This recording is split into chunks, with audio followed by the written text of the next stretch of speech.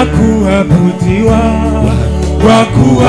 wakuabudiwa, wakuheshimiwa ni wewe, niwe Bwana, wakupewa sifa, wakupewa sifa na utukufu ni wewe, Mungu mwenye nguvu, mwenye nguvu, wastahili Bwana, wastahili heshima zote. Mungu mwenye nguvu, Mungu mwenye nguvu, wastahili heshima zote Bwana, wakuabudiwa, wakupewa sifa Bwana, niwe Bwana wangu, Mungu mwenye nguvu, wastahili Bwana, heshima zote. Ukisema ndio, nani aweza kupinga Bwana? Ukisema ndio, Bwana ni aweza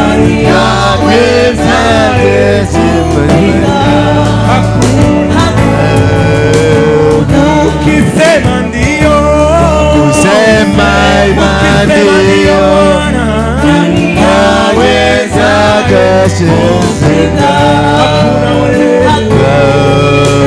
mwanadamu naliye wakusimama mbele zako, wakusimama mbele zako Bwana wangu, mwanadamu naliye wakusimama mbele zako Bwana, unatupandisha Bwana,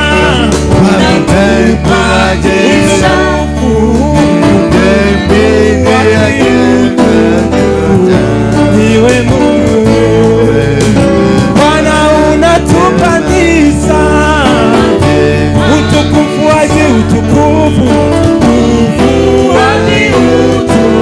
utukufu Bwana, wakuabudiwa Bwana, wakuheshimiwa ni wewe Bwana, Mungu mwenye nguvu, wastahili Bwana, wastahili Bwana, ukisema ndio, nani awezaye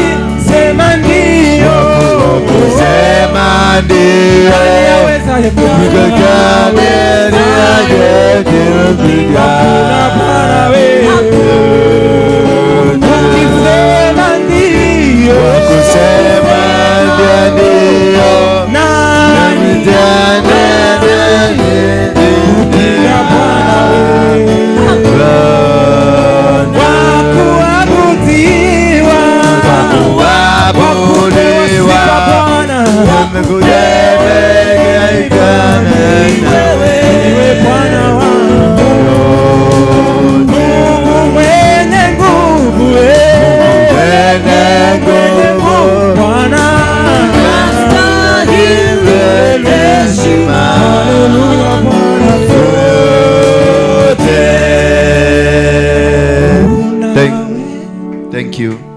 Father, we give you honor and glory. We worship you this wonderful afternoon that you have given us. Thank you for another opportunity of worshiping and glorifying your name. We humble before you because you are great King.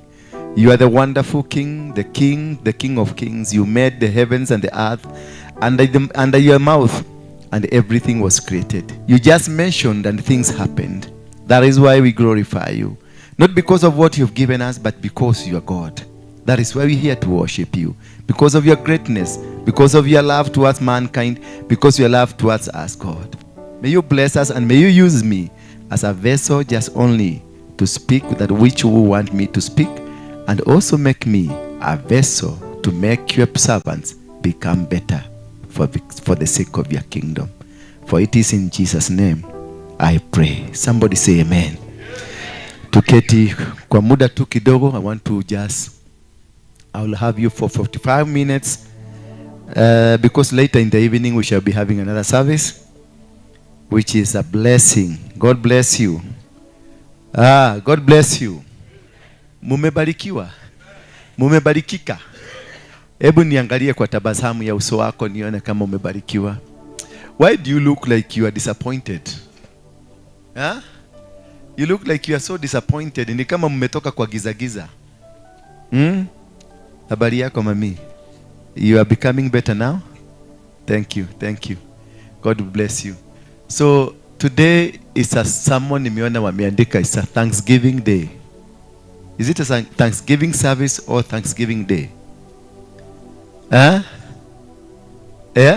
Ni muthenya wake? Ni service kana ni muthenya wa gucokia ngatho? Kamwana.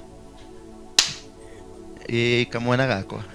Uri okundu kirugame. Oi, mahende. Riu agikora ri ithu na ithu kuga ke? Ithe ndũĩ no gwĩtua mũndũ nĩgetha ũtuĩke mũndũ. Gwĩtua mũndũ nĩgetha ũtuĩke mũndũ. Wĩtue mũndũ ũtuĩke mũndũ. Tondũ koragwo wĩ mũndũ nĩgetha wĩtue mũndũ. Tondũ wĩtua mũgũrũki rĩ ũrĩtagwo atĩa? Mũgũrũki. Rĩu nĩ niĩ ũraruma. Nĩrauga wĩtue mũndũ ũtuĩke mũndũ. Tondũ ndirĩ mũndũ. Tondũ nĩwetuire mũndũ wĩ mũndũ. Kĩrathime ciana ici marathime ario kiugo gĩa kĩrathime nĩ ũndũ mwao. Rĩu rĩ nderwo ndĩmũgeithie. Ũmarathime ti kũmageithia. Ĩkaga ũrĩa werũ. Nderwo ndĩmũrathime na kiugo gĩa kũmũrathima mbere nĩ kũmũgeithia. Kĩmageithie. Na mũrathimwo. Mubarikiwe sana. Amen. Mubarikiwe sana. Amen. Popote mulipo mbarikiwe. Amen. Thank you. Hata wewe ubarikiwe. Situmbarikishe. Inueni mikono yenu mseme ubarikiwe. Ubarikiwe. Uongezewe miaka mingine mingi. Sasa umefikisha ngapi? 110. Sasa Mungu akuongezee ingine 60. 170. Nitaendelea. Asante. Pigeni Yesu makofi. You see, we have 110. Wewe kairetu, uko na miaka ngapi? Dena igana na 5. 105 years. Na sasa wewe uko na 25. Na niguo tweteire. Uachi hata tukuri. Na uko na miaka 25. Na ukifika dhate tutarara. Huyu na aligi 19 kusaliwa. Huyu ni walika na mama yangu. Walisaliwa the same year, 1919. Hata mama yangu wako. Bwana Yesu asifiwe sana. Mimi nitafikisha miaka 300 kama Methusela. Kaka nako kairetu, keha kairetu, kaneko konete. Kairetu. Oneka keinama tu wewe. Niwe ndirariria. Sasa. Wewe mwega. Ni mwega. Obo waku? Ndio mwega muno. We mwega muno kana we mwaro kana? Mwega muno. Ne museo? We dawada? Dandai. We dawo? Dandai. We na miaka gani? Ndese. Huyo ginya doi. Sasa wachana hawa najua. Huyu hata kujua hajui ako na miaka ngapi. Huyu hata hajui. Hayuko kwenye rekodi ya Kenya. Bwana Yesu asifiwe sana. I'm so happy for you. Yani nafurahiaga nikiona watoto wangu hawa. These are my kids. Twana twakwa niguo. Kana mutire. Twana twakwa. Yes, good. I'm happy. No tali na mundu wa kumurora. Yule mtu hana mtu abaye waweka mkono wako chini. Mwatigirwo niki? Ni mitugo mioru. Mwatigirwo niki? Mutimona kanitha mwake maigatire mwiko metagwo ni kuhoerwo mahoyagirwo magoka to no korwo ajiye guteithia keja kuhurwo ni ithitu iria cikuhuraga wakorwo uhuragwo miaka yaku na ite uturite mbara-ini ya thina ri mundu aumire okia guteithia muthenya umwe aume nginya kanitha ri nitikumanicia ngoma cia kwanyu ni njuru muno ama namna gani? Demoni zako ni mbaya zimefanya mpaka mtu apigwe. Kwa hivyo kabla ukimsaidia, tusaidie hawa mama. Wale walikuwa na wasaidia, tuendelee kuwasaidia. Na kama uko na kaguo, nani anaweza taka kusaidia mama mmoja kumnunulia guo kama guo 3 hivi na chakula ya wiki moja 2? Ndio mkono wako juu. Shosho mmoja, simama juu. Shosho mmoja, shosho mwingine, mwenye anaweza kutaka kusupport one week. Kusupport shosho, simama. Mwingine simama. Mwingine mwingine simama. Quickly. Kusaidia tu 1 week. Umununulie nguo 3 na chakula ya 1 week. Umwekere shopping ikega. No utali wateithio mwenye hajawahi kusaidiwa. Si mwanaume mwanamke. Wako nduri ndenda andu 3 tu kwaja. Utali wona mundu akumurugama he. Ndirarora andu aguteithio. We rugama uria we uyo ateli nyo munalili mutirateithio rugama ni wangapi mko wangapi na wauliseni simujie hesabu jamani uage komia kiongo guo ri tarori yake ya tifari they are 4 and these are 4 nani mwingine tutafute mwingine wacheni kuinua mkono juu. Ndienda kuoya guoko na iguru, ndienda korora Ndura.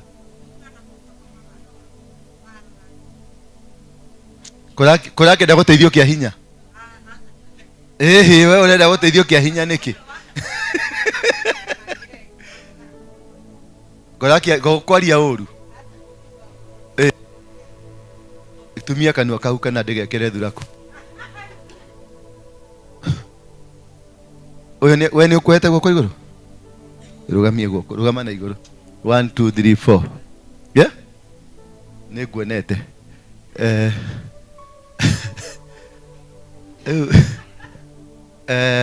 Weka mkono, iga mkono guoko thi. Wewe. Wewe. Usaidie ule. Unamwona? Unamwona ule? Toya guoko na iguru. Unamwona?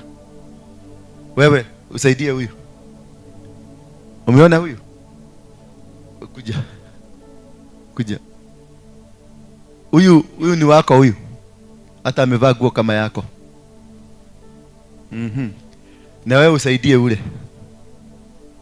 Sawa. Si ndio? Thank you. Sumuapigie makofi. Naona hala mutumia araje arau ataithio kia hinya. Na akauga mwakomuteithia Ngai ni eguka. Gekuregete guka niki? Ego cereirwo kukana ni hekwe thiete. Mwaragia uru niki na ni guteithio rateithio. Takania mutumia ucio. Mwera kanua kau atumie pio. Kau niko gatumire uingato gwaku we.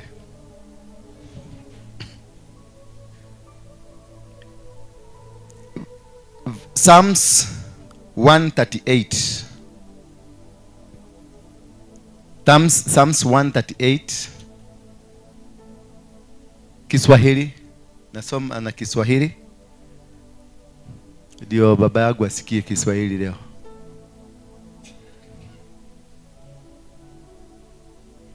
I give you thanks, O Lord, with my whole heart. Before the gods I sing your praise. Before the gods I sing your praise. Before the challengers before any forces, before the demons, before the powers of darkness, I still praise you, God. Haijalishi ni maneno ama ni kitu gani kinachopitia kwako. Anasema ya kwamba nitakushukuru kwa moyo wangu wote, mbele ya miungu nitakuimbia zaburi. Mbele ya miungu. Kwa hivyo sitainamia miungu hata kama maisha yatakuwa magumu. Hata kama kila kitu ambacho kingekuwa rahisi kwangu hakifanyiki rahisi tena. Hata kama kila mtu atanitenga, ataniwacha, bado nitakuimbia sifa. Bado nitakuita Mungu. Bado nitakuita hakuna Mungu mwingine. It is a very strong testimony that even if they rejected you, Joshua akasema, niye na nyumba yako, mimi na nyumba yangu nitazidi kumwabudu Mungu na nitamuimbia Mungu hata kama yuyo Mungu ambaye namwabudu atanikataa. Danieli akaambia Mungu, hata kama ungenikataa bado singeinamia miungu mingine, ningesimama. Anasema nitashukuru kwa moyo wangu wote, si kama moyo kafupi, si kama moyo kadogo. My whole heart I will worship you. Kwa moyo wangu wote, mbele ya miungu nitakuimbia. Verse 2. It doesn't matter who are before you. Iwe ni watu wakubwa, watu wadogo, watu wa maana katika maisha, I will still worship you. Nitasujudu nikikabili hekalu lako takatifu. Nitalishukuru jina lako kwa ajili ya fadhili zako na uaminifu wako, kwa maana umeikuza ahadi yako kuliko jina lako lote. Yani Mungu ameikuza ahadi zake kwetu. He has kept the promises. He has kept the faith. He has kept the love. That he will never forsake you nor leave you. Ataendelea kukaa. Nitasujudu. Yani I will bow down. Nitasujudu mbele. Nikilikabili hekalu lako. I will face your holy sanctuary. I will remain in the holy sanctuary. Anasema mwandishi huyu, nitalishukuru jina lako. He is full of praises to this God. He is full of love to this God. That it doesn't matter the kind of a situation. It doesn't matter the kind of challenge. It doesn't matter ni kitu ambacho kinakupitia. Haijalishi wamekuweka kwenye shimo gani. Haijalishi wamekufungia wapi. Haijalishi wamekubana kivipi. But the point is, I will still worship my God. Kuna watu wengine wanaacha kumwabudu Mungu, maana wanauliza kaga yoyo agekoro waliko. Where is this God? Where did he go to? Because challenges they will come. I remember there is a day I prayed, niliombea mtu hapa, alikuwa na challenges zake, lakini tulipomuombea tu ndio challenges ziliongezeka. Baka akaniambia kanisa sitarudi tena. Maana alikuwa anaenda kwa waganga, maneno inakuwa sawa. Alikuwa anaenda kwa watu wengine, maneno inakuwa sawa. Lakini alipokuja hapa nikamuombea, maneno ikaanguka, kila kitu kikaenda down. Everything just collapsed. Tena akasema mimi sitaki, hata kanisa sitaki kukuja. Nikamwambia ndugu yangu kuja, maana I know the solution. Ukiona shetani ameinuka ni kumaanisha umemguza. Kama hangeinuka ni kumaanisha you are still in bed with the devil. Bwana Yesu asifiwe sana. That is why he is fighting. That is why he is combating. Anangangana na wewe, anapigana, maana anauliza unaenda wapi. Anataka kucause a spirit of regret. Ndio ushido unaenda wapi. Bwana Yesu asifiwe sana. Nikamwambia kuja, akakuja akanielezea. Akaniambia tangu siku ile tuliomba, tulipo tu kumaliza kuomba, ile message iliingia ni ya landlord, nimefuga nyumba. Akakaa kidogo akaniambia baadaye nikiteremka kwenda kutafuta pesa, ile mahali nilikuwa nafanya kazi, Kanjo ikakuja ikachukua. So by the time nifike kwenye nilikuwa nafanyia kazi, Kanjo ilikuwa ishachukua. Kukakaa kidogo akaniambia alipofika kule kuambia landlord atatafuta pesa, si mwingine ikaingia. Mtoto amefukuzwa shule. So akaniuliza, "Do kaka wako kule ya madhina. Nilikuwa nakuja kwako ndio nipate shida hii yote." I wish singekuja. Nikamwambia kukuja kwako ni kumaanisha ulitikisa shetani. That is why the devil is reacting.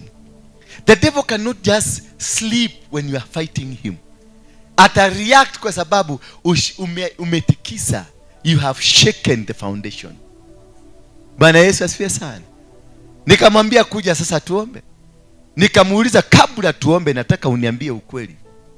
Hiyo nyumba yako, wakati tulikuwa tukiomba nilivunja misingi yote ya shetani katika maisha yako.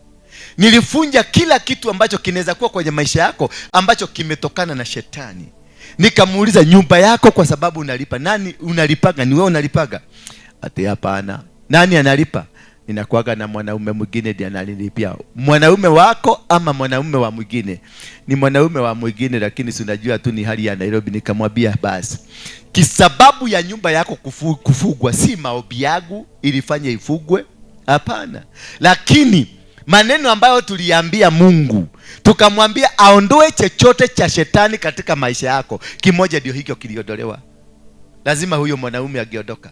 So when you are coming for prayers, more especially in a ministry ambayo inazungumzia mambo ya madhabahu, expect challenges ziongezeke, sio ziishe, na kwanza zitakuwa upya. Maana now you have opened a new dimension. Bwana Yesu asifiwe sana. Maana wengine wanatakaga, oh Bwana atakubariki, you are going to be saved, receive. Mimi nainua kinywa changu naambia Mungu, muondolee huyu mama misingi ya kishetani. That is my prayer to God.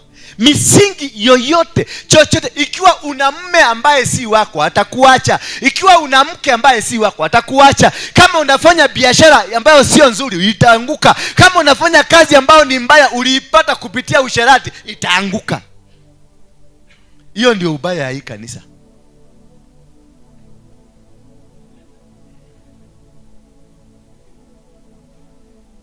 Hiyo tu ndio ubaya ya hii kanisa. Because all that was illegal in you has to go. Because I'm asking God, si mapepo tunatoa. Hii si kanisa ya mapepo.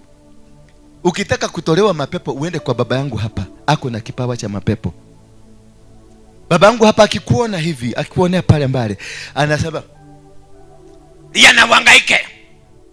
Acha kutetemeka. Beba mizigo." Na unaona zinatetemeka na zinaenda mizigo. He has the power to command. Ukienda kwa baba yangu huyo mwingine pale, akikuangalia tu, kitu ya kwanza na kuambia utakatifu. Lazima tukae kwa njia ya utakatifu. Na unajua hii maneno, lazima tuendelee katika njia. Na tukae ndio Mungu aweze kutufungulia mbingu na ifunguke. Huyo ni baba yangu hapa pande ile nyingine. Unajua mimi nakuwa na mababa wawili. Mmoja kisirani na mmoja peaceful. Huyu ndiye alinisaa, huyu kisirani huyu. Na aliniambia ninamuogeleaga kwa TV. Sasa huyo James Maina Nganga ndiye aliniombea uokofu pale Bafesh. Lakini aliendelea ni Harrison. Huyo ndiye baba yangu ya kunilea. So you can have two fathers. Bwana Yesu asifiwe sana. So ukitaka mapepo utapeleka pale, itangolewa. Hata mimi nikikuwa na pepo nisikie niko na pepo, naenda tu hapo na itangolewa. Na hafu na kofi toka. Hizo pepo zinatianga hapo kofi. Huyo msi anajua anakuanga na kibali. Anakuwekelea kichwa pa. Liana utoke. Na tetemeka uende. Na inaenda. Lakini ukikuja hapa tunazungumzia misingi, foundations. That's the difference. Na ndio nataka mkue watulivu. Wacheni understand the ministries.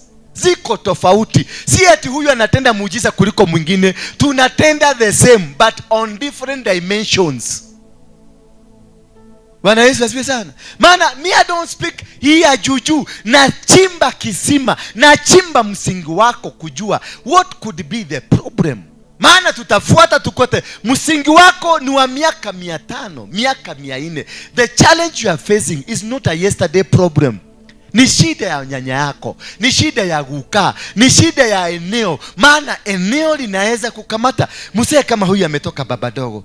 Sasa baba dogo ni nani? Alikuwa Muhindi. Ni kwa nini alikuwa anaitwa baba dogo? Baba dogo kachini.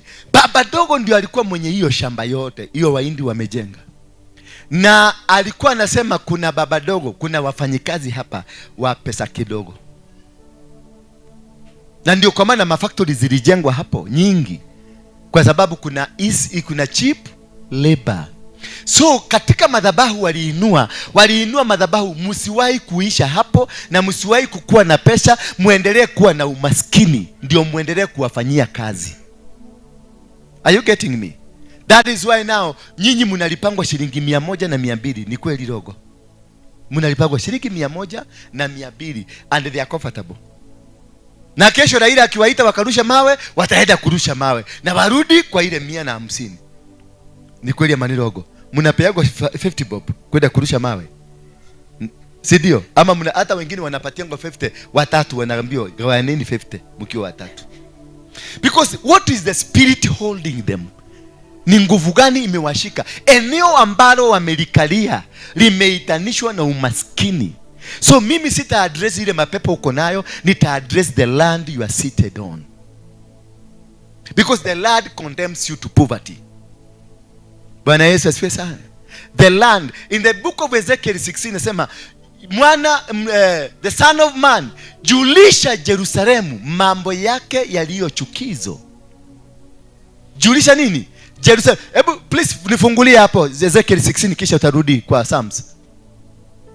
Julisha Jerusalemu mambo yake yaliyo chukizo. Maodo Mario mare magigi were Jerusalemu. Bwana Yesu asifiwe sana. So what does that mean?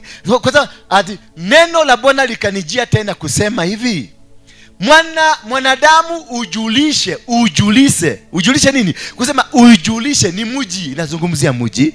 Wale kwa watu wa ngeli ya kwikwi. Bwana Yesu asifiwe sana. Mwanadamu ujulishe Yerusalemu machukizo yake. Maanisha mwanadamu nenda uambie mji wa Yerusalemu kuna mambo yaliyo machukizo kwake. Bwana Yesu asifiwe sana. Useme Bwana Mungu auambia Yerusalemu hivi, asili yako na kuzaliwa kwako kwatoka kwa nchi ya Mkanani. Sio kama unanielewa? Asili ya Yerusalemu na kuzaliwa kwa Yerusalemu limetokana na nani? Na nchi ya Mkanani. Kumaanisha what is the origination of Jerusalem? Formation of Jerusalem is formed under the name of a Canaanite. A Canaanite, origination of a Canaanite. Who is a Canaanite? Ni mzaliwa wa Canaan. Hello? Canaanite ni mzaliwa wa Canaan. Naye Canaan ni nani? Ni mwana wa Canaan. Ni mwana wa nani? Madam, Canaan ni mwana wao. Yeah? Canaan ni mtoto wa Ham. Ham ndiye aliyeona uchi wa baba yake na akalaaniwa na baba yake. Ham ndiye aliyelaaniwa. Lakini watu wote wale ambao walikuwa wameingia ndani ya Sabina walisemekana hawatalaaniwa. Kwa hivyo laana iliruka kutoka kwa baba ikaenda kwa nani? Kwa mtoto. Bwana Yesu asifiwe sana. Laana ya baba yako inaweza kuruka kwako na ichangie katika maanguko yako. Laana na vituko za baba yake gakinyeria waganu wa maithe ginya ruciaro rwa gatano nitawafikishia machukizo ya mababa hadi the 5th generation. Kisha Canaan kwa sababu alikuwa vulnerable. Ni kama vile Daudi hakulaaniwa, mtoto wake ndiye alilaaniwa. Lakini mateso mambo aliyoyafanya ni nani? Baba ndiye aliyefanya. So Canaan ni mtu ambaye alipata laana ambayo imetokana na baba yake. Kisha from there what happened? Jerusalem. Maana Canaan mahali alienda kuishi, alitaja jina yake hiyo shamba. So wakati walikuja kununua Jerusalemu ndio wajenge, walijenga juu ya jina ya Canaan, mwenye alilaaniwa. Are you getting me? So laana ile iliambatanishwa na jina Canaan ikaingia katika mji wa Jerusalemu. So wakaazi wote wa Jerusalemu wakapatwa na laana ile ya yule Canaan. So hapo, how you don't do deliverance to a human being. You don't remove the powers of darkness from a human being. You speak to the soil. O earth, hear the voice of the Lord. Jeremiah 22 verse 29. Hear the voice of the Lord. You speak now to the soil. You speak to the territory. Na hizo ndio tunataka territorial altars. Na territorial altars ziko na territorial demons. Each territory. Wakati tuliingia hapa, kitu ya kwanza tulingangana nayo ni kuzungumzia territorial powers, forces, altars ambazo ziko hapa. Hii nyumba ilijengwa 1930, ilijengwa na Wayahudi, because Wayahudi walikuwa wakuja wahamie hapa. Israel ilikuwa ikuje hapa, na walikuwa wamepatiwa kutoka Nakuru mpaka Kitale. That is where walikuwa kuja wajenge. So walijenga hizi zikiwa magala za kuweka chakula zao.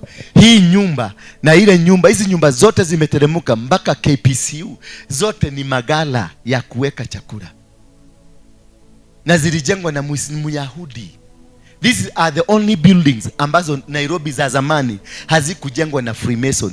Lakini nyumba zingine zote za Nairobi, kuanzia City Hall, the court, KICC, archives zote za zamani, Holy Family Basilica zote zimejengwa na Freemasons. Na zilijengwa na mawe ambayo ilitoka kule. Na tulisoma juzi tukaona kila mawe ikichongwa ilinenewa. Ndio naona hata State House, niliambia Ruto abomoe State House ajenge mpya. Akabomoa ukuta round, akawacha huko katikati. Sasa angalia, si amebomolewa? Maana nilisema hata kaa huko, that is, hiyo ni territory, ni madhabahu ya Freemason Africa nzima. State House ya Nairobi, that is where they control from.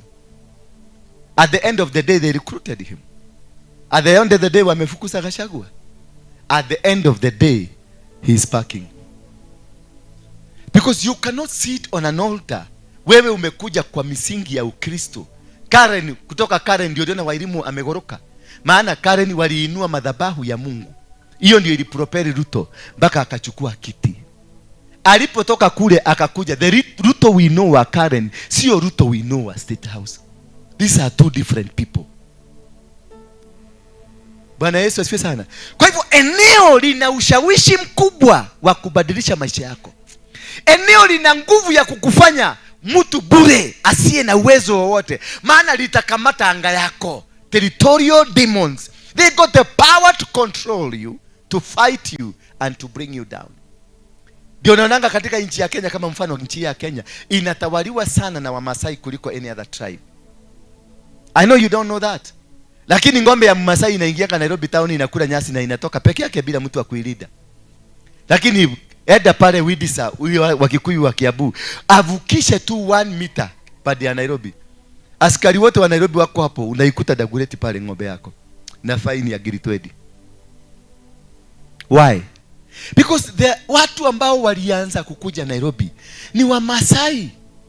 Wakakuta hii river ya Nairobi, wakakuta iko na maji mazuri yenye baridi.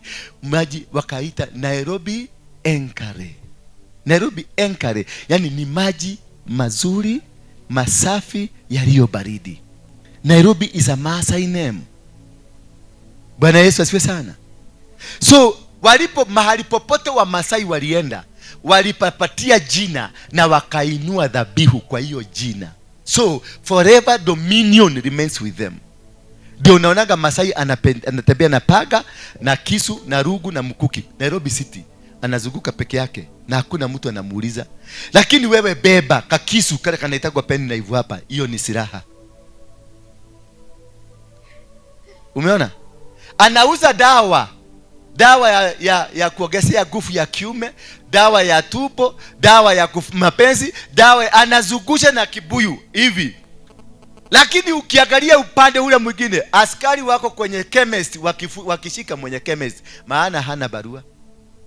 Huyu hana barua hata ya kutengeneza. Afadhali huyu hana barua, lakini dawa ni imetoka, imepitia kwa nini za serikali. Ni dawa ambayo ni Kaveno, ni dawa ambayo ni Panado, ni dawa ambayo inajulikana. Huyu hata ujui alitengeneza na nini. Anapita hapa askari wakishika chemist hii, na yeye ako na dawa, mpaka anauliza hao maskari, hapa niko na dawa. And nobody arrests him because they have dominion. They have dominion over Nairobi. Wakati kabla tuifanye constitution ichangewe, it is only Mumasai alikuwa anaingia bunge kuomba, na naomba na Kimasai, because it is theirs. Nairobi does not belong to any other. Nairobi belongs to the Masai. So any spirit ya kukua hauwezi kuipata. Uliza watu kama Roadhia, walianza wakatajirika, lakini where are they now? Because ile ground ambayo imeshika mji ni ya Kimasai. Wakikuyu tumesoma, Waluya tumesoma, Wajaluo tumesoma, lakini mzungu anaingianga kwa ndege, anakuja kuangalia Masai na wanyama. Na Masai hajasoma, Masai haogi. Because they have an altar that controls, an altar that speaks. Wewe na kisomo yako, mzungu atakuangalia. Na unaona kamama kamusugu kanakwamilia Masai. Anaedaka unaona kamezeeka, lakini kunaona kanatembea na Masai hivi. Na unajua Masai anaedaka hivi. Sasa unaona kamama, kwa sababu kamekufiria huyu mtu, na kichwa ako amepaka dherega ile doro iko kwa kichwa Masai, na ananuka kama kodoo. Na kana kamama kamepata ndege kutoka Amerika, kanakuja kukwamilia huyu, anashika hivi. Masai akaenda hivi, unaona kamama kanaenda hivi. Because the altar speaks. And the entire nation is controlled by the Maasai spirit. Ukienda Nakuru ni jina ya Kimasai. Ukienda Nyahururu ni jina ya Kimasai. Ukienda Rimuru hapa ni jina ya Kimasai. Bwana Yesu asifiwe sana. Nyeri ni jina ya Kimasai. Kangudo ni jina ya Kimasai. Uende mpaka kila mahali, almost the entire nation is a Maasai name, because they were nomads. Mahali walikuwa naenda malisho, wakifika mahali wanawaacha kama wameacha jina, na wameinua madhabahu hapo. Bwana Yesu asifiwe sana. And these are things that can control, destroy you. So ukikuja kwangu, nita address kitu ya kwanza na kuuliza umetako. Hiyo ndio kitu ya kwanza, na kuuliza jina yako na kule umetoka, because this is my speciality. Nataka kujua kule umetoka na jina yako itanipatia what kind of a clan are you, and what are the curses and generational problems within your clan.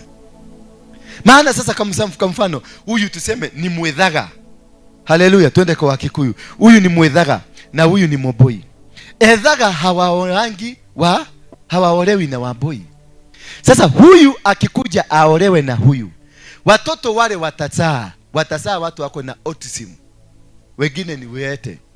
Na sasa baadaye hawa watakushikwa na stroke, ambayo si stroke ya kawaida. Unakuta badala ya kushikwa na stroke ile ya kwenda hivi, anagonyoka mwili, inaenda hivi, inajipinda. Unaona anaendaka ni kama gari imekata center belt. Because muhereka yao haikubaliani. Maana wao Ethaga ni wachawi wa mdomo. Ethaga ni wale walikuwa wanahororokia hogo.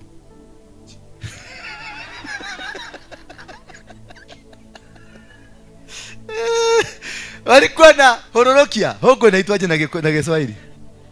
Igo mwewe kunguru. Kunguru ni kegogo. Kegogo ni guguru. Hata baba yangu aliimba hiyo wimbo, Kogoro alimulisha Elija. Lakini akiona baba yangu anaimba hiyo wimbo, mutatoa ako ja.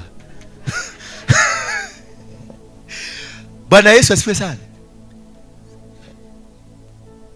Those relationships, na Waafrika walikuwa watu wa kwanza kujua mambo ya DNA. DNA haikukuja na mzungu. The reason tulikuwa tunaambiwa tusioane na hawa, it is a matter of DNA. Because when blood mixes from one, the same blood ikikuja pamoja, mazao ambayo yatatoka sio mazao mazuri. So DNA haikukuja na mzungu, ilikuja na sisi. We are clever people. Ni venye tulikuja tukahekeshwa. Bwana Yesu asifiwe sana. But by understanding, I'm trying to just tell you, by understanding what is happening to you, so I will not deal with you. Nikiwa na mapepo mimi nitakwambia kwenda pale chini utibiwe mapepo, ufanye nini? Ukuje. Ende ushughulikiwe na mapepo yako alafu ukuje. Maana kuna wengine wanakujaga kuniambia venye tutafanya, na mimi nataka kumuuliza maswali, anakataa kuniambia, anataka venye nitafanya. Namwambiaga sasa, wewe enda kwanza ukuje kesho ama ukuje siku nyingine. Maana you don't want to listen to me. Because whatever I want to teach you is you've never been taught. Haujafundishwa. Maana watu wengi wako na matatizo. That is why nyinyi mko nomads, migrants. You have moved to one church after another church after another. Sasa mumerudi, mumekaa katika inaitangwa prophetic nomads. Maana mnataka kusikia neko kou no igoro. Ni prophet mgani sasa anasema? Huko nyinyi yote mnateremuka huko na mnasema oyo no orarĩrio nĩ Ngai kahinda gaka. Lakini you don't understand. You don't need to move from one church to another church. You need to understand the problem that is deviling you. You need to understand why is this thing constant. Ni kwa nini kwenu nyinyi wote all the brothers hawana marriage but all the sisters wako na marriage? Bwana Yesu asifiwe sana. Ama unakuta all the sisters they don't have marriage but all the brothers wako na marriage. You ask yourself what could be the problem? Hiyo ndio inakujulisha kuelewa ni nini kimekukamata. Hiyo ndio inakujulisha kuelewa where you are headed to and where you are not. Ijulishe Yerusalemu mambo yake yaliyo chukizo. Mimi niko hapa kukujulisha mambo yako yaliyo chukizo. Bwana Yesu asifiwe sana. Huyu mzee unamwona hapa amelala, ni intercessor mzuri sana. Akiingia pale kuomba ni mzuri. Lakini anakujanga amekibia hapa. Siku moja alikuja bio, akaniambia venye amechapwa na mapepo. Ati anajaribu kufanya hivi anagogwa. Anajaribu kufanya nini? Wanamzungumzia. Sasa akaniambia ni namna gani? Na yeye amelala hapa akiniombea. Wewe mzee baka nikamwambia tukashoka kuna raga dikoshio raga dikoigere tu. Hurumi tu agothitwo bara ginya gaikara wega. Uno ngiona ndu agicoka tondu aracoka. No kodera ile toro. Mwathani agocwo. But he is a very good intercessor. Very good. Uyu muthuri agitoka kuhoya uguo, uigua ginya iguru ni ria hinguka. No muturire wake ni muhe. Imefungwa.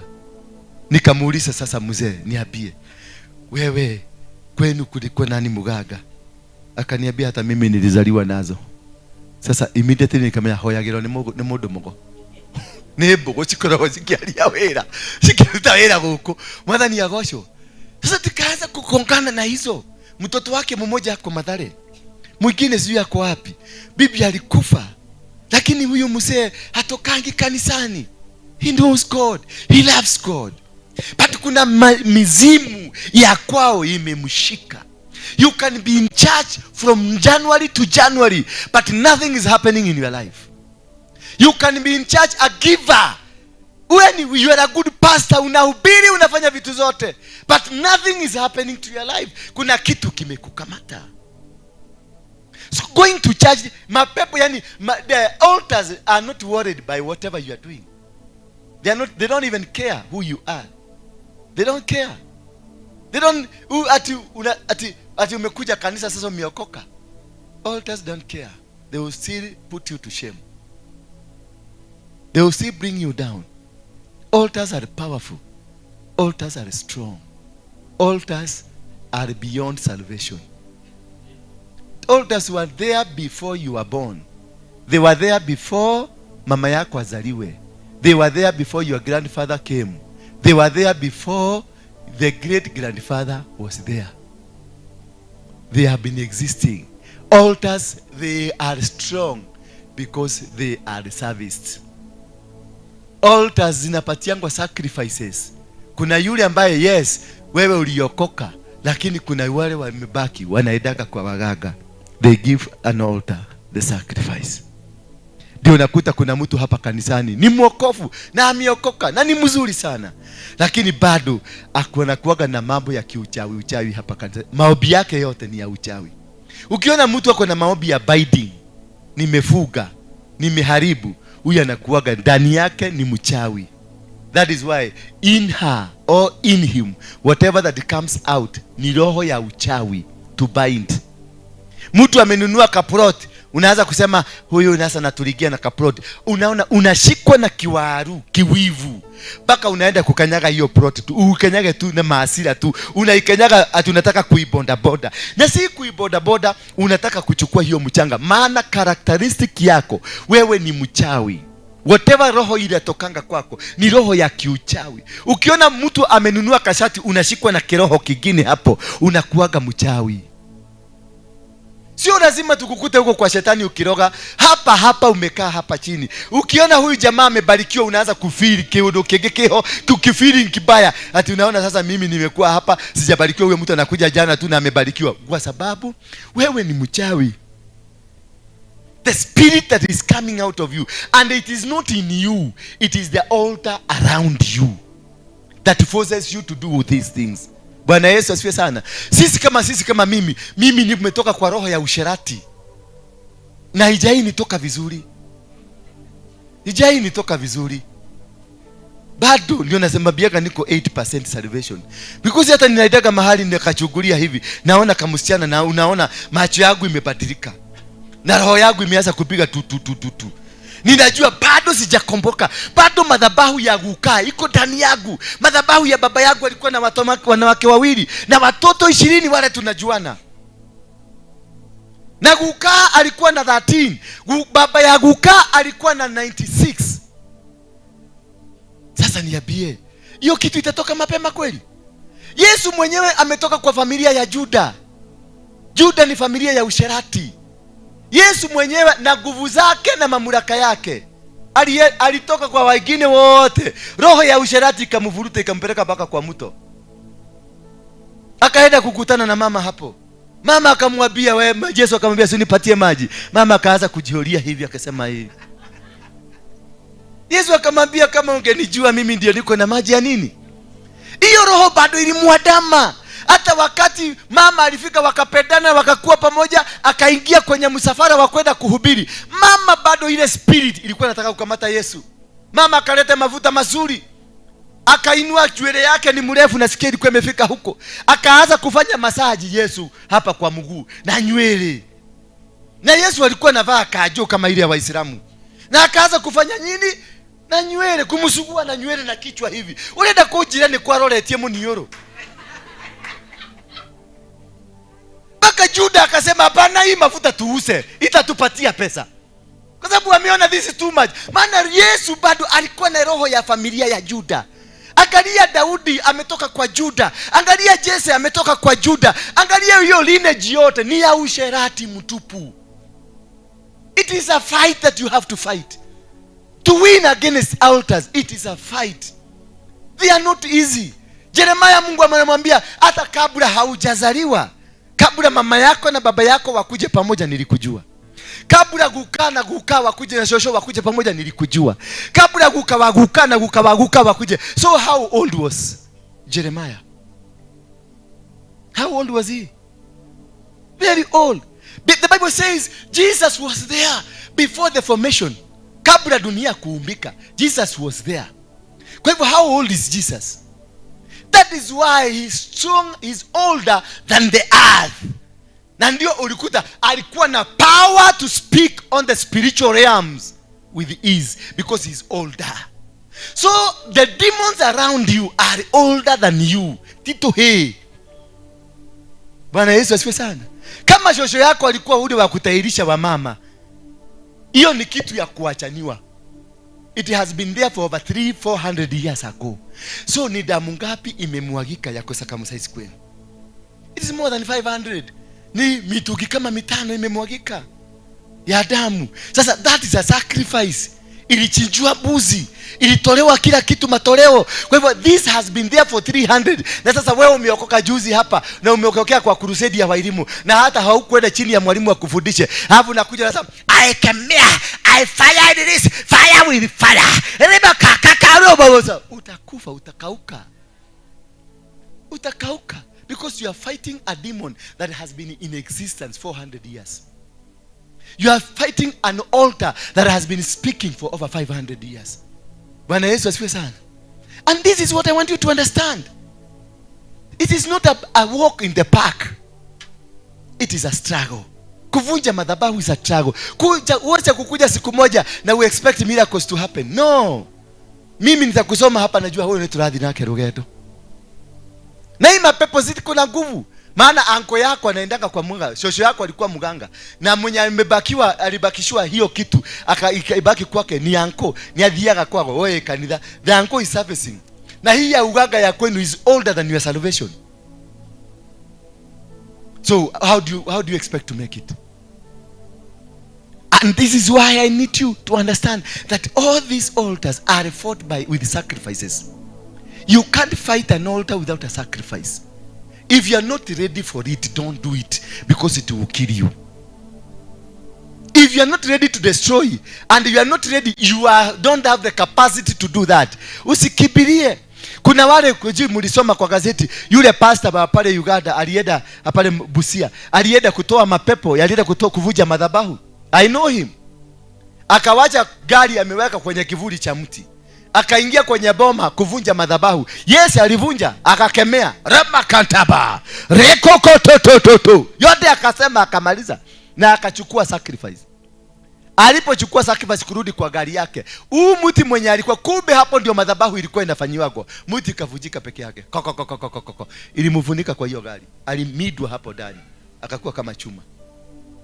So these are things that you don't need to fight if you are not ready to fight.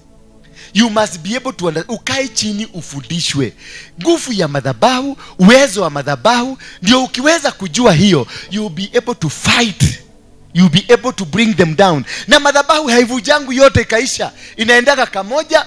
Ukijua sasa tumevunja A, itakulead uone kitu kingine B.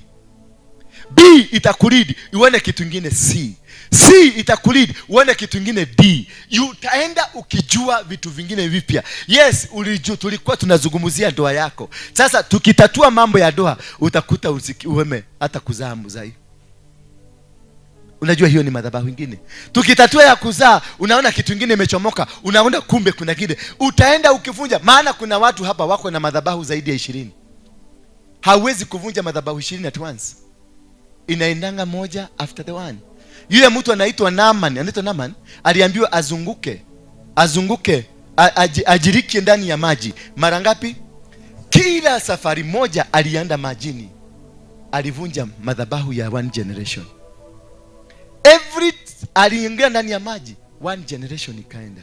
Alipowekwa ndani ya maji, another 7 generations zikaenda. Bwana Yesu asifiwe sana. Mwenye alimtuma alikuwa na uwezo wa kusema itoke yote na itoke. But every generation, every one deep ikatoa generation. Another deep ikatoa generation. And then a generation was 150 years. So alikuwa navunja madhabahu ya 150 years. Alikuwa na generation 7. How many years are those? 10 50. 1050 years. That is what is holding you. Lakini wewe ukiona kwa muonekano wako unaona ni kitu tu rahisi. Ni kitu ya kutoa mapepo. Maana mumezoea.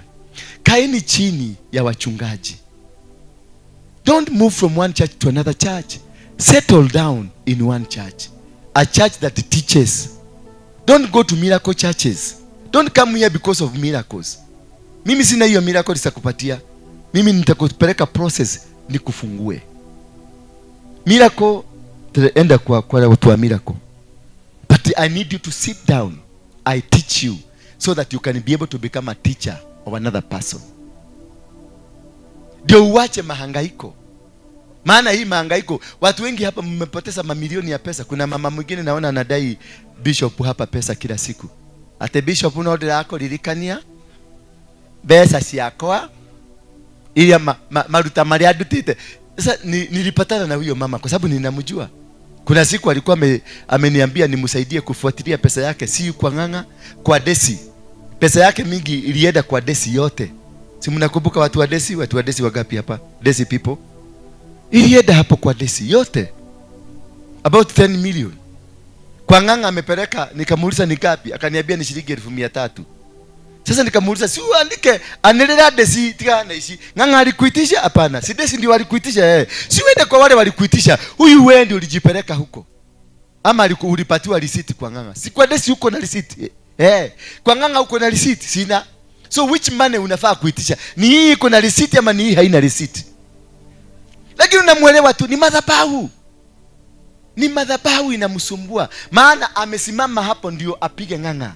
Si ni pesa anataka, lakini ndio afanye nini? Afanyike kitu cha kupigana na ng'ang'a. Bwana Yesu asifiwe sana. Wakati nilikuwa nafanya nini hapa, ng'ang'a anakuja kufungua kanisa hii. Kuna kamama kamoja kalijitokeza. Kamukaba fulani kanakuaga na huko Mombasa.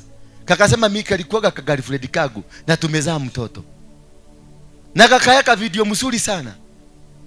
Sasa nikikaa hivi nikaona kitu ya mtu ya kwanza kunitumia hiyo video ni ng'ang'a. Hakuongea na mimi, alinirushia video. Nikaangalia nikajua nishiulia reda kujulia. Na mimi nikamrushia. Hako kamama. Kalikuwa kamesema, kalikuwa kamepeleka Uhuru. Wakati alikuwa na vai na Jubilee, kalikuwa kamepeleka Uhuru kotini ati ako na watoto wawili wa Uhuru. Mnakumbuka hako kamama? Kalikuwa kamepeleka Uhuru. Hako ndio kalikuwa kanasema na mimi ng'ang'a siku mjibu na mdomo, na mimi nikachukua video ya Uhuru nikamrushia. Ng'ang'a kajulia tele kale gakware gaka. Ikakazo, maana madhabahu inagoka na madhabahu. Siki nikianza kuambia ng'ang'a mtumio mayagai na dimoe. Hangenielewa. Maana ng'ang'a ako na wazee kanisani nao anamwambia, angalia huyu mzee unaenda kanisa kwake, unataka kutupaka matope. Sasa ule ndio wazee wa kanisa walikuwa wameemuka, maana wazee ndio walimpatia video. Mahali unaenda angalia ule mtu unaenda kufanya nini? Na mimi kwa sababu nilikuwa na evidence, nikarusha madhabahu hiyo ya usharati. Nikamrushia, akaangalia, akarushia wazee. Wakafanya investigation, akajua ni mama mkora. Na hiyo mtoto anasema sikuwa na leader, sikuwa na lea, ni mtoto wako university dadia. Sasa nikauliza ng'ang'a, sasa dadia, mtoto wa dadia ako na miaka gapi? Wale mlienda university, mtoto wa dadia ana miaka gani? 20 kido 25. Hata ni mwana ushiti mwana urarero. Na usho ni mwana urenda kutomeka kanitha de kahiguru. Unaona madhabahu hili nifuata ni gani? Ni madhabahu ya usherati. Wakati nilitaka kuinua kanisa, madhabahu iliyonifuata ni ya usherati. Maana msingi wa kwetu ni kwa usherati. Na haikujangi when you are not getting into your destiny. Inakujanga when you are touching the destiny. Ndiyo madhabahu ya kwenu usimama. Lakini when you are okay, hakuna mahali unaenda, hakuna kitu unapanga, hakuna kitu unajiandaa kufanya, hiyo madhabahu haiogeage na wewe. Hata ukitaka ikununulia madasi na kununulia, na inakufanya mtu wa maana sana. But when you will touch the destiny, mahali ya kwanza tena niligogewa ni wakati wa kumwagiliwa mafuta. Wakati niliokoka, nobody touched me. Hakuna mtu alishughulika na mimi. Lakini wakati nilimwagiliwa mafuta pale City Hall, ndio Mogeke walijua niko na gari zao. Ndio Mogeke walijua niko na nyumba. Walichoma gari zangu zote na wakachoma nyumba zangu zote. Uzote. Maina jenga liauthorize zote zichomwe. Wakati nilimwagiliwa mafuta. Because I have entered into my destiny. Demons are not interested with your comfort. Even if ukitaka wakupatie gari watakupatia. As long as you are not touching the destiny. Kile gyo dio kwenda ni makunengeraga. As long as you are not touching the destiny. So you will only be attacked by demons ambazo ni za altars if you touch your destiny.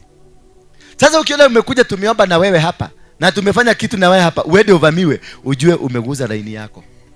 Katalia hapo, gonga hapo, maana hapo ndio kuna source ya success yako. Ukiona wanakuja wanakuinukia, wanakupiga hivi, wanakupiga vile, ujue now this is the right time. You are getting where you are supposed to be. Bwana Yesu asifiwe sana. Book of Psalms. Turudi kwa Psalms baba. Sijui kwa nini nimedeviate from my topic.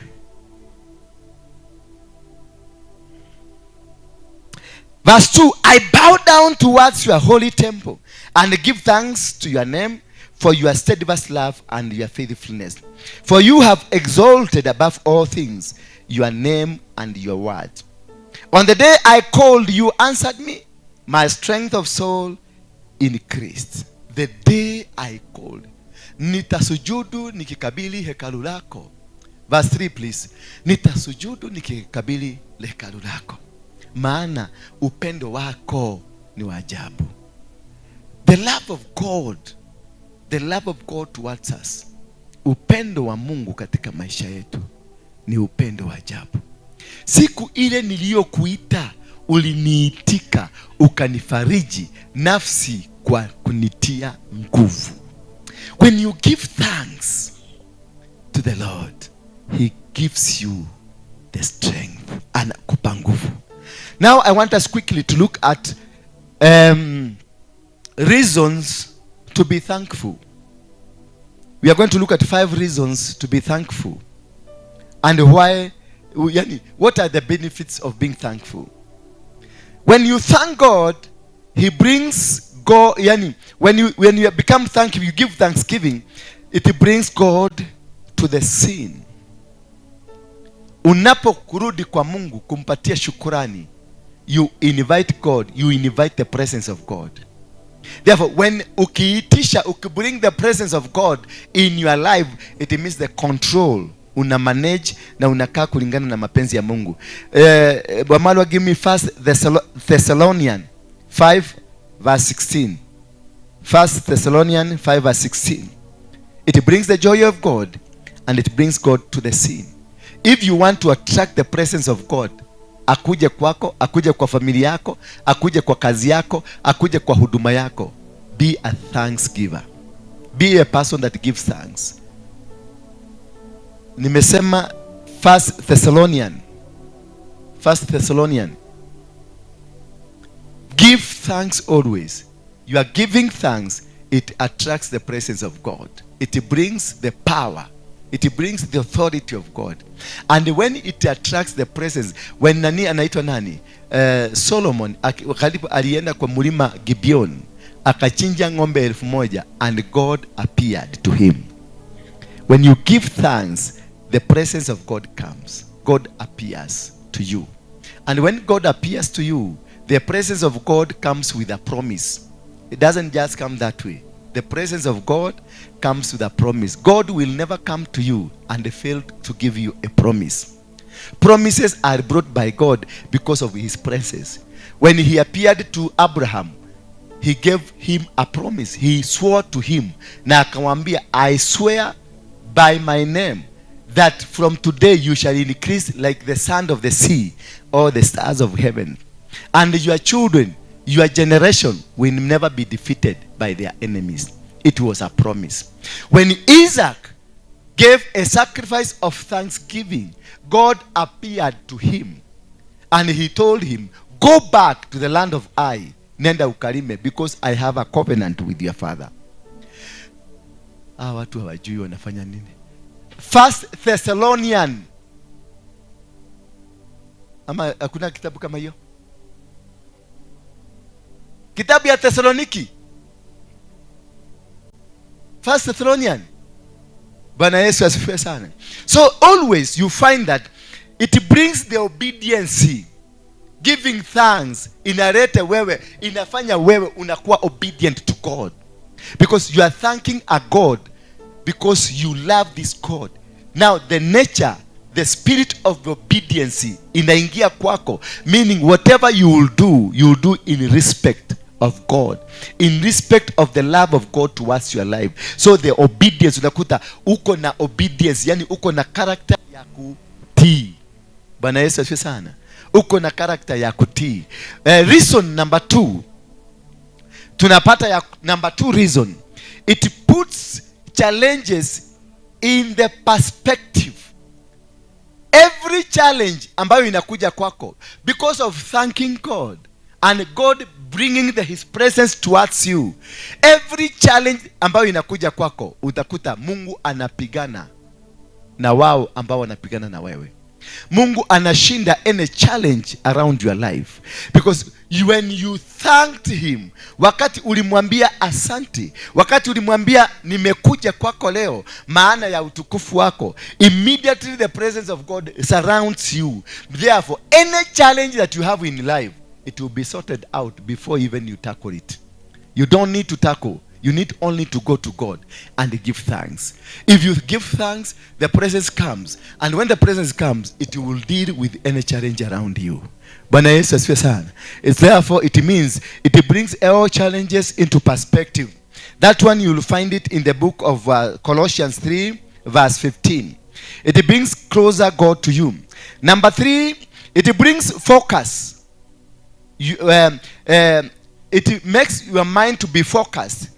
Any thanksgiving, ukirudisha shukrani, you bring the focus, yani focuses your mind on God. You concentrate on God. Thanksgiving focuses your mind on God. Unakuta you are doing it out from your heart because you understand. Wale wanaendanga kusaidia mayatima, wale wanaendanga kusaidia kama sasa wao tunawasaidia hapa, it brings all the focus. We are not doing this kuwafurahisha. We are doing this because we want to thank God.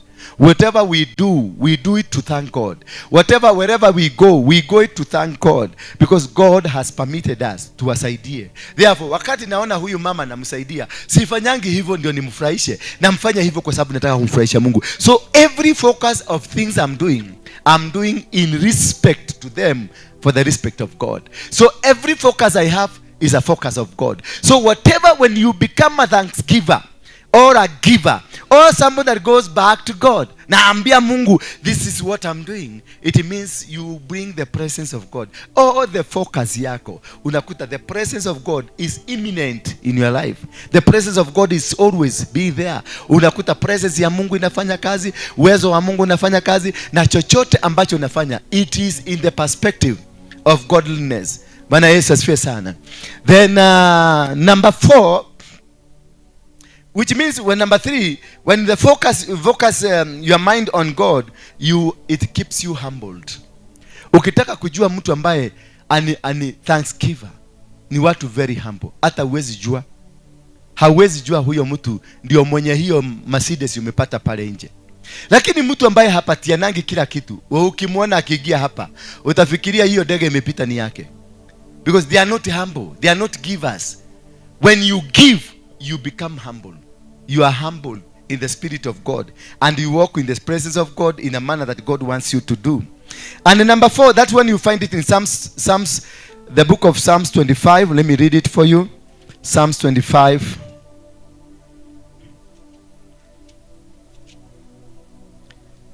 The book of Psalms 25, my brothers and my sisters, I want you to give thanks to God because of you, because you have been so faithful and good to me.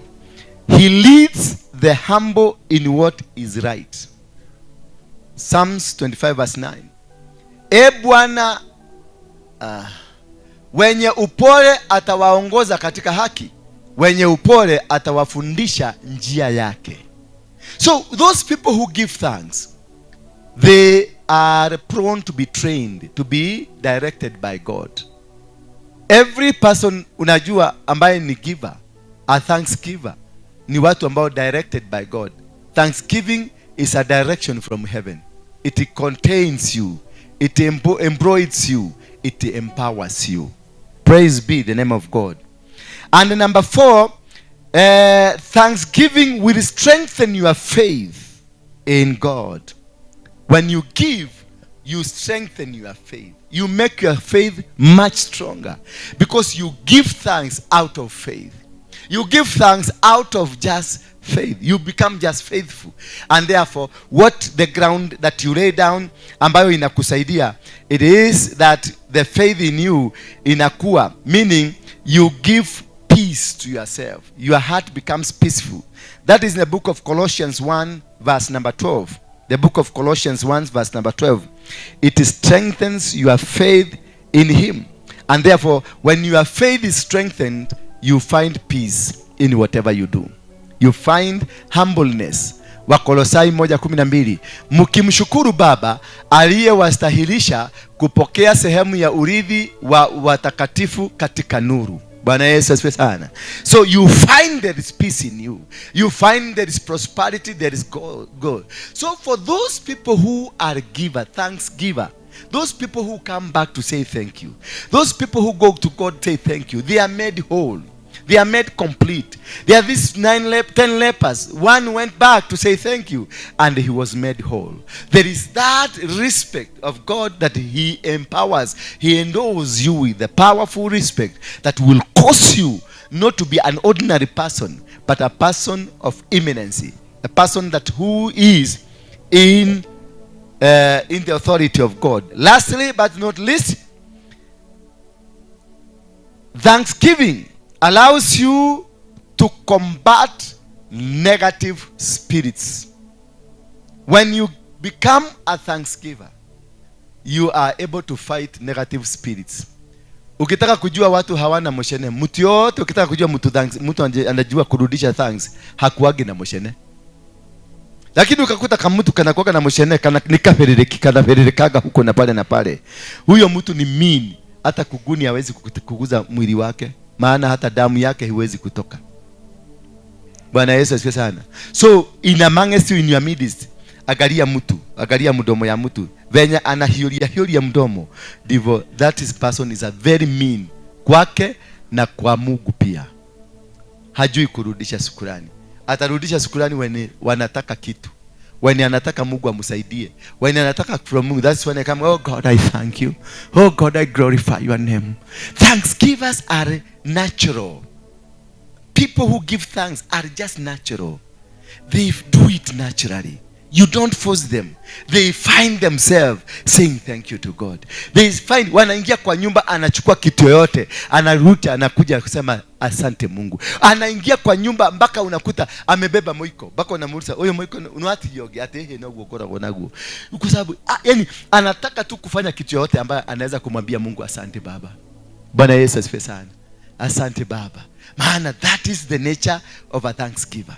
That's the nature of a person that has a relation. A thanksgiver has got a relationship with God. Ako na mahusiano mazuri na Mungu. Thanksgiver ako na mahusiano mazuri. Anampenda Mungu. Hafanyangi kwa sababu ya muonekano. Anafanya kwa sababu he or he loves God. Bwana Yesu asifiwe sana. Na ukiona mtu anatoka kanisa hii, anaenda kanisa hii, anatoka kanisa hii, anaenda kanisa hii, they are not givers. They are miracle seekers. Any miracle seeker is mean. Any miracle seeker does not value God. Hampendi Mungu hata kidogo. Maana ni miracle seeker. Fungua macho. Ulikulala usiku.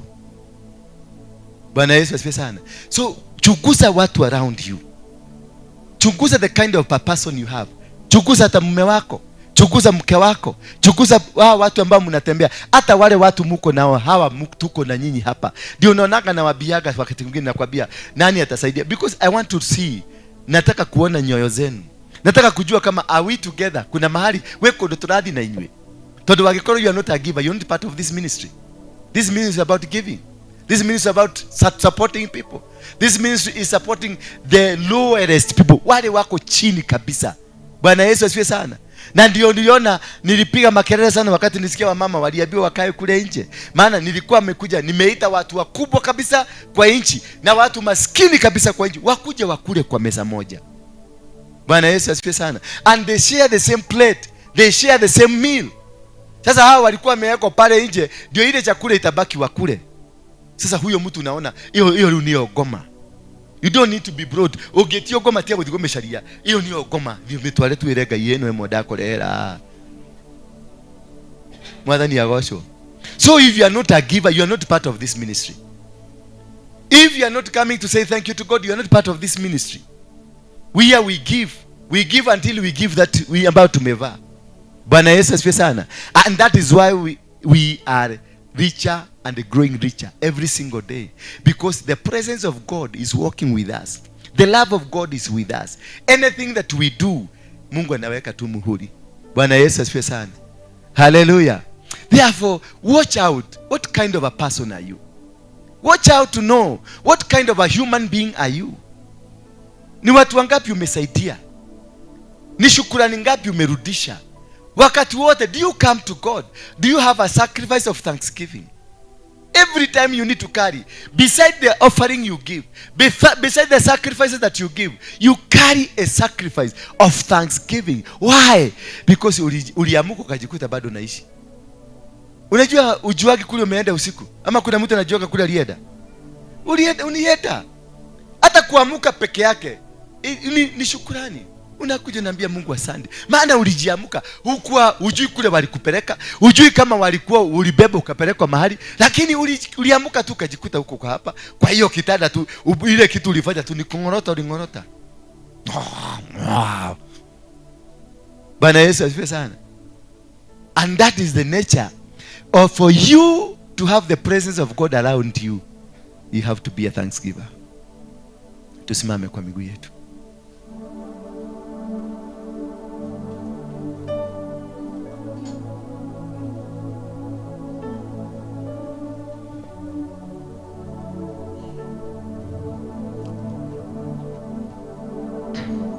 Nina Yesu.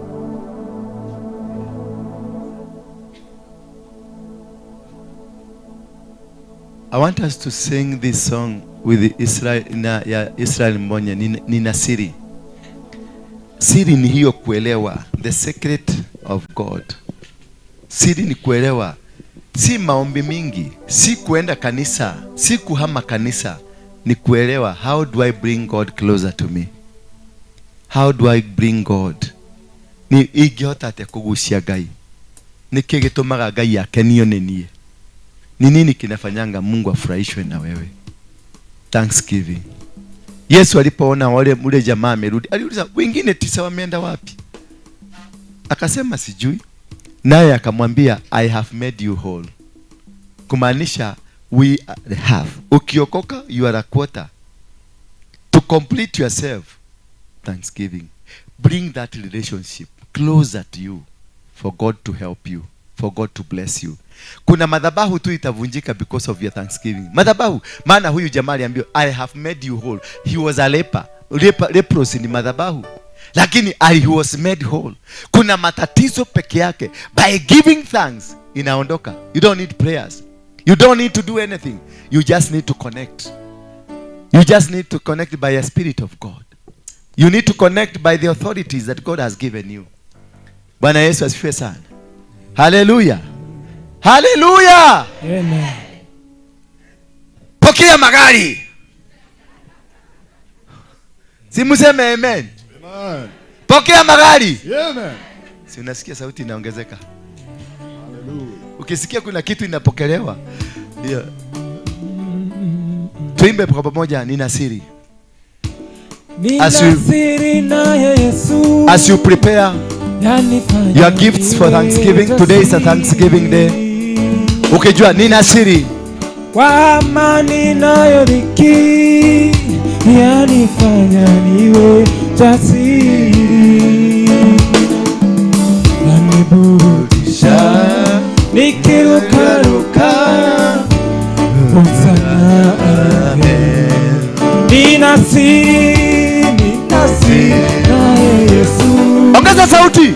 Yanifanya niwe jasiri kwa amani nayo dhiki yanifanya niwe jasiri, yaniburudisha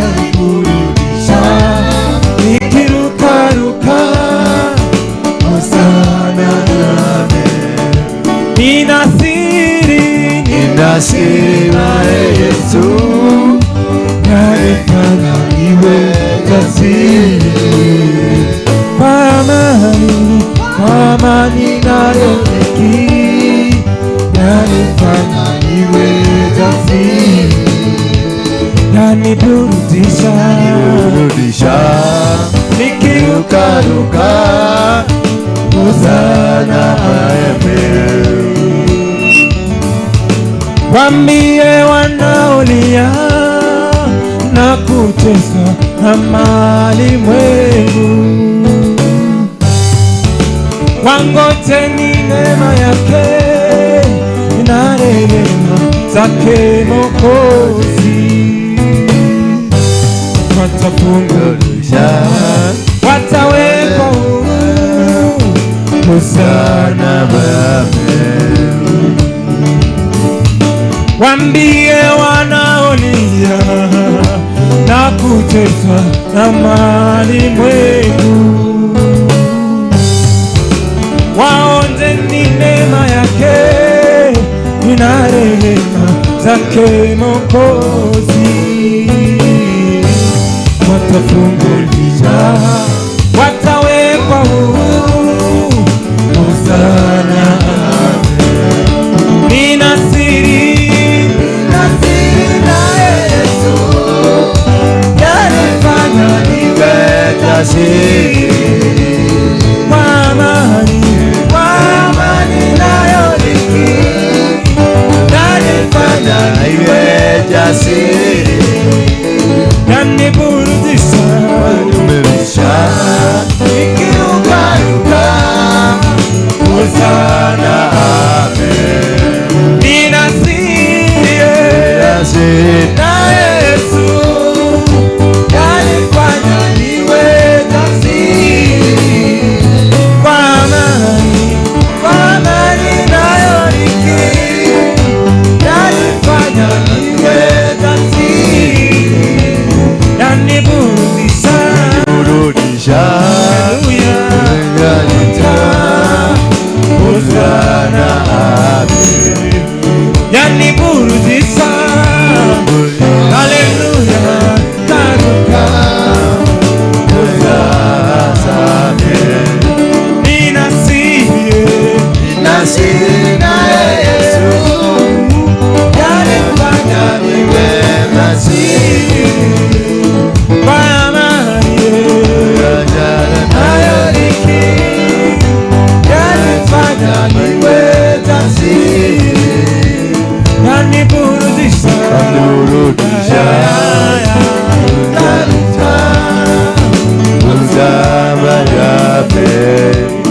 Thank you.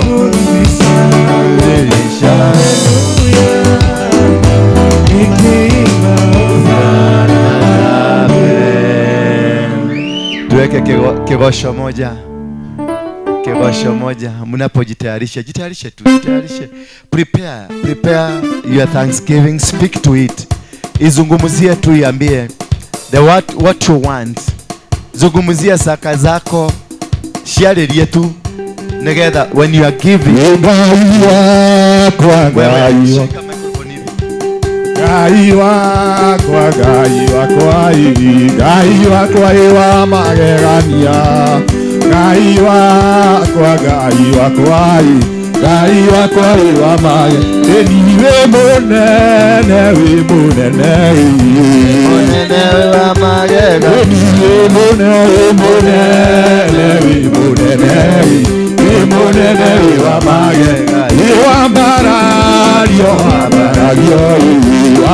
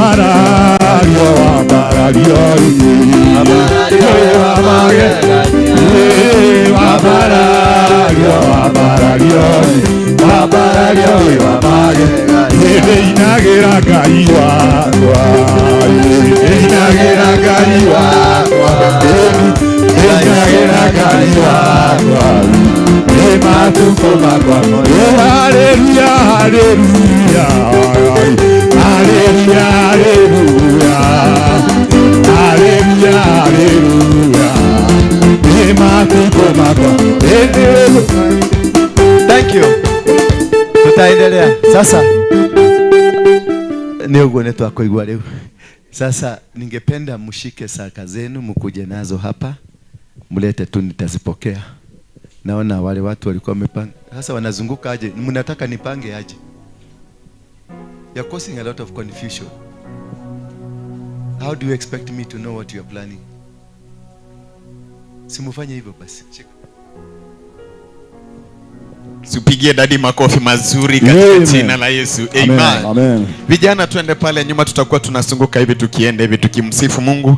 Naye baba atakuwa amesimama hapa. Wacha leo tumpatie kazi mzuri sana. Atakuwa hapa hivi. So mnakuja mkimpatia present. Amen. Na baraka zako, na hapa hivi kutamkuwa na mwingine anaweka pale kwa sababu ya wakati. Amen. Make sure that ameshika mkono wako. Hallelujah. Amen. Alafu jamani, praise. Sasa hata hakuna kegosho ama nini, praise. Amen. Because of God. Aha, John ashika microphone. We want to praise. Chukua hii mic baba. Hallelujah. So sisi wote tutaanzia kule nyuma, tunakuja hivi. Sawa sawa? Upande hii tukitokea upande hii, na itakuwa ni vizuri sana. Amen. Hallelujah. Bwana Yesu asifiwe sana. Aya, todhie baba. Daddy, simama tu hapa tafadhali. Ai.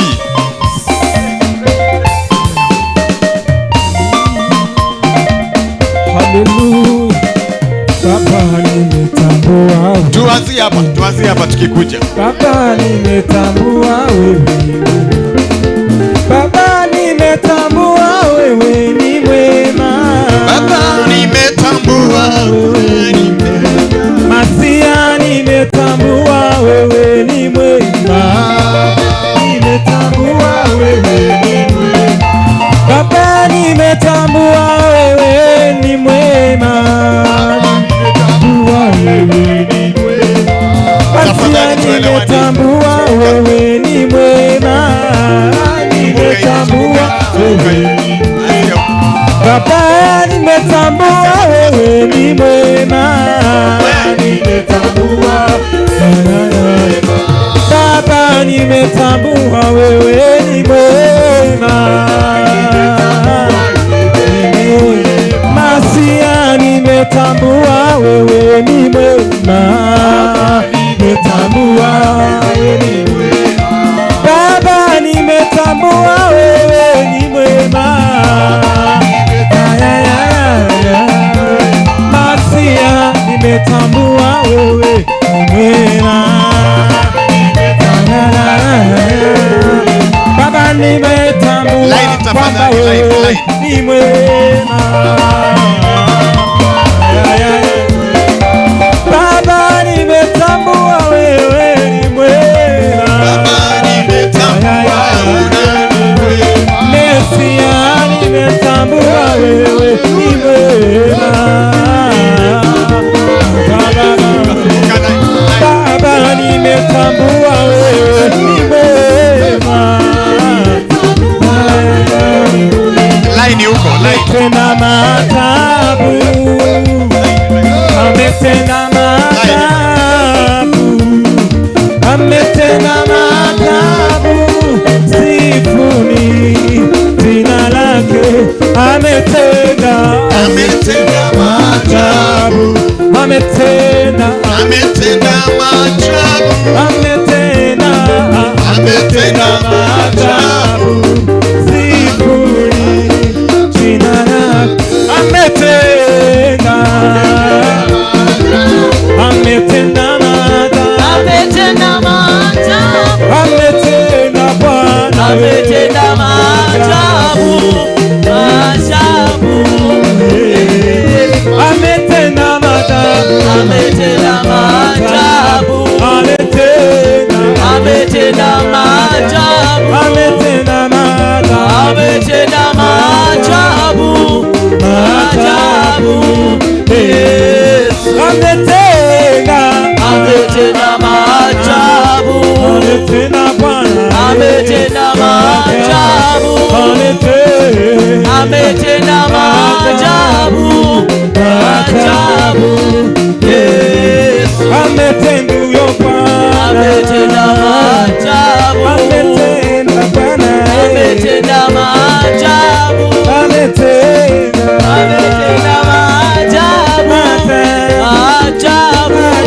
Yesu. Ametenda maajabu. Ametenda maajabu. maajabu, ametenda maajabu, maajabu. Yesu ametenda maajabu, ametenda maajabu, baba yangu ametenda maajabu, maajabu. Nimeona mkono wake, ametenda maajabu, ametenda maajabu, ametenda maajabu, maajabu.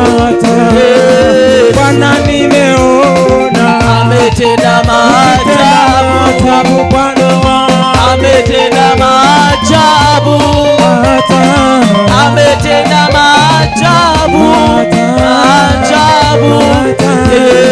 Bwana ametenda maajabu, ametenda maajabu, ametenda maajabu, maajabu. Bwana ametenda maajabu, ametenda maajabu, ametenda maajabu, maajabu. Yesu amenibariki Bwana, amenibariki Bwana, amenibariki Bwana, amenibariki Bwana, amenibariki Bwana, amenibariki Bwana, amenibariki Bwana, amenibariki Bwana, amenibariki Bwana, amenibariki Bwana, amenibariki Bwana, amenibariki Bwana, ameniinua Bwana, ameniinua Bwana, ameniinua Bwana, ameniinua Bwana, ameniinua Bwana,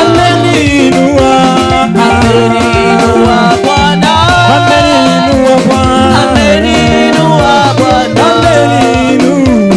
ameniinua Bwana, ameniinua Bwana, amenibariki Bwana, amenibariki Bwana, amenibariki Bwana, amenibariki, amenibariki Bwana. Ni wewe mwenye uwezo na kukimbilia, ni mwenye wewe mwenye uwezo na kukimbilia Bwana, ni wewe mwenye amani na kukimbilia Bwana, ni wewe mwenye amani na kukimbilia Bwana. Amenibariki Bwana, amenibariki, amenibariki, amenibariki Bwana, amenibariki Bwana, amenibariki Bwana, amenibariki,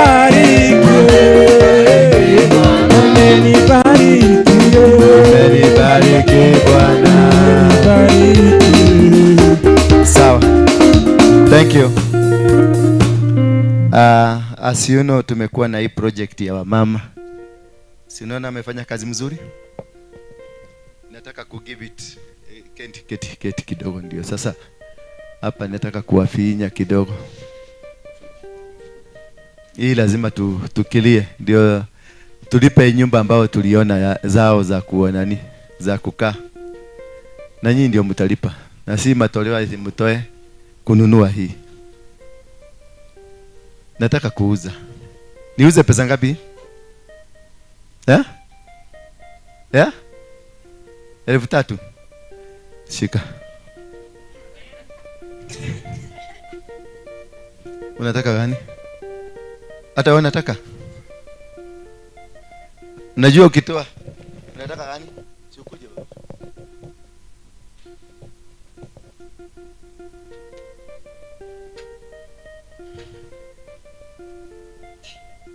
Gani? Which one you want?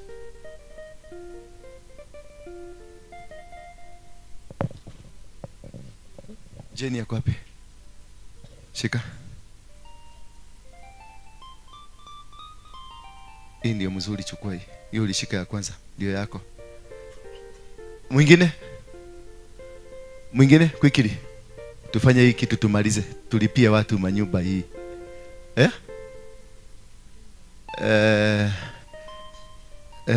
Kenya dalia mundu hakia hinya.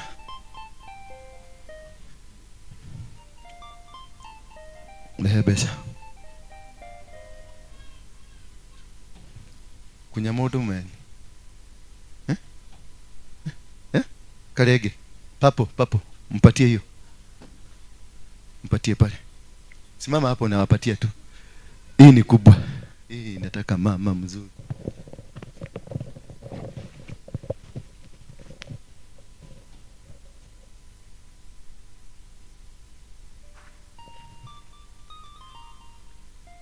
Ule mtu wa Amerika, nimeona mtu wa Amerika hapa. American people? Yes, one American person. You don't, which one? American ya do rumuno. There's another American. Another American? American people. Meko. Wadhieko. Huh? Oh, yule simama. Pelekea American. Ulichagua? Ulichagua gani? Ulichukua? Oh. Another American people? German people? Oh, peleka pale. Ni gani? German people?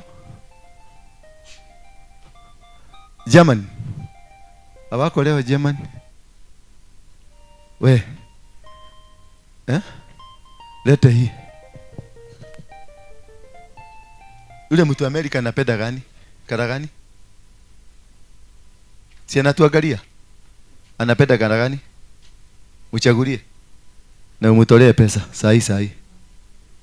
saa hii piga simu pesa ikuje.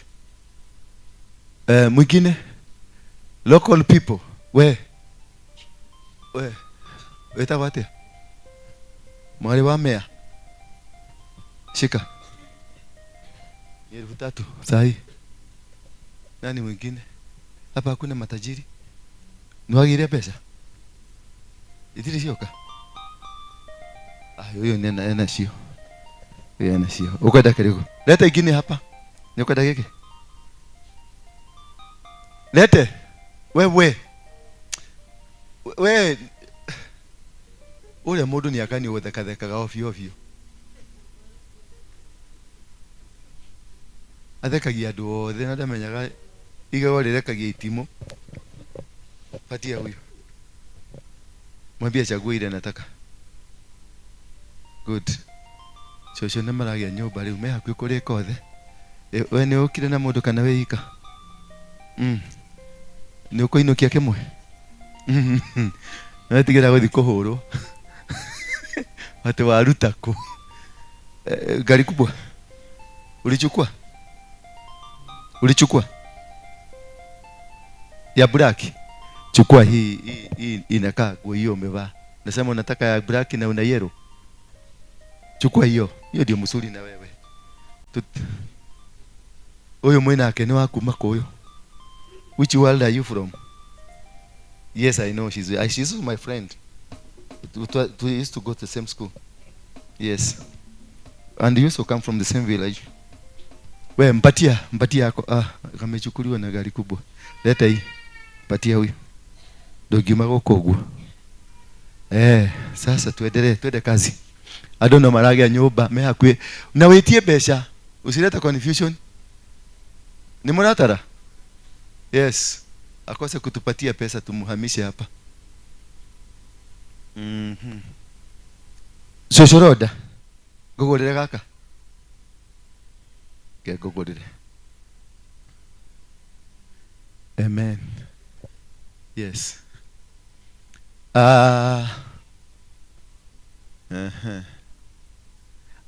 Hena modo hali. My friend. Afade. Wadete kadereko. Mawafade mekera kadereko. Lete ya wafade. Hii tupatie afade hii. Afade. Najua maafade ni watu wa maana sana. Wewe mnunulia mtu kiodo. Mudia na pepa bagi kile. Ndio athoni ogethi na pepa bagi. Wewe lera mudo jitete ni aje.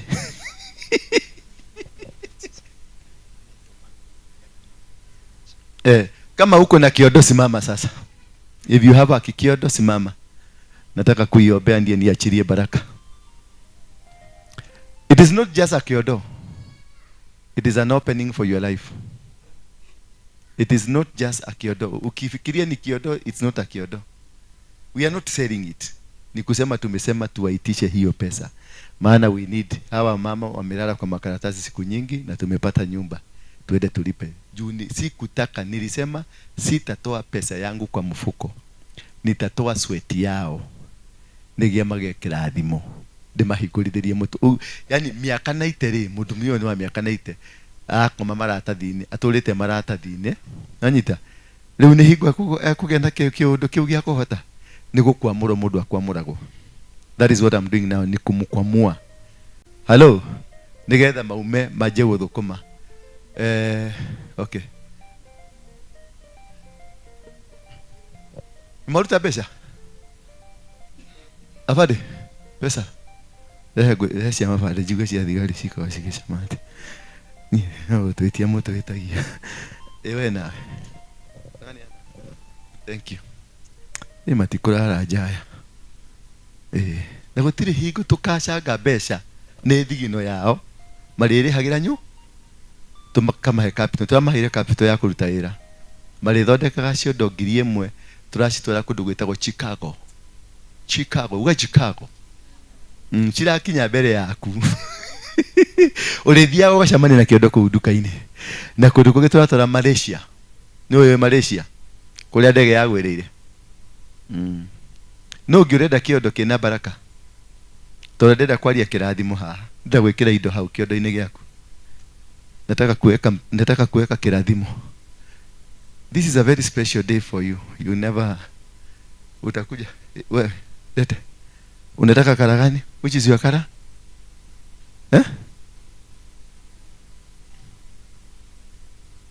Yes. Nani mwingine anataka?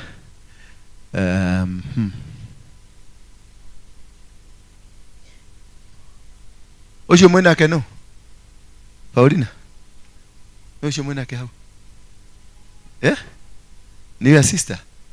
Okay, ndamugorera. Arute besha nuthu na nie nuthu.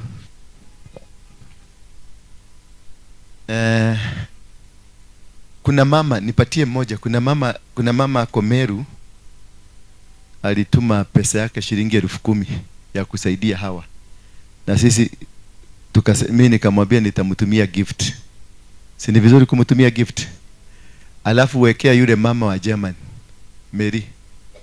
Naye alitusupport. Mtumieni kama gift. Sidio? Na kuna mwingine yako Germany anaitwa Egeta wate. Andigo yega morokie tawate. Jina imepotea. Nitamkumbuka tu. Ananisubuaka kwa simu. Ananiambia kama dumereli kila saa. Sasa nikitoka hapa nikienda kwa utakuta simu ameandika venye hapo uliongea vibaya, hapa huko ongea vibaya. Sasa nikamwambia ndio hujagie.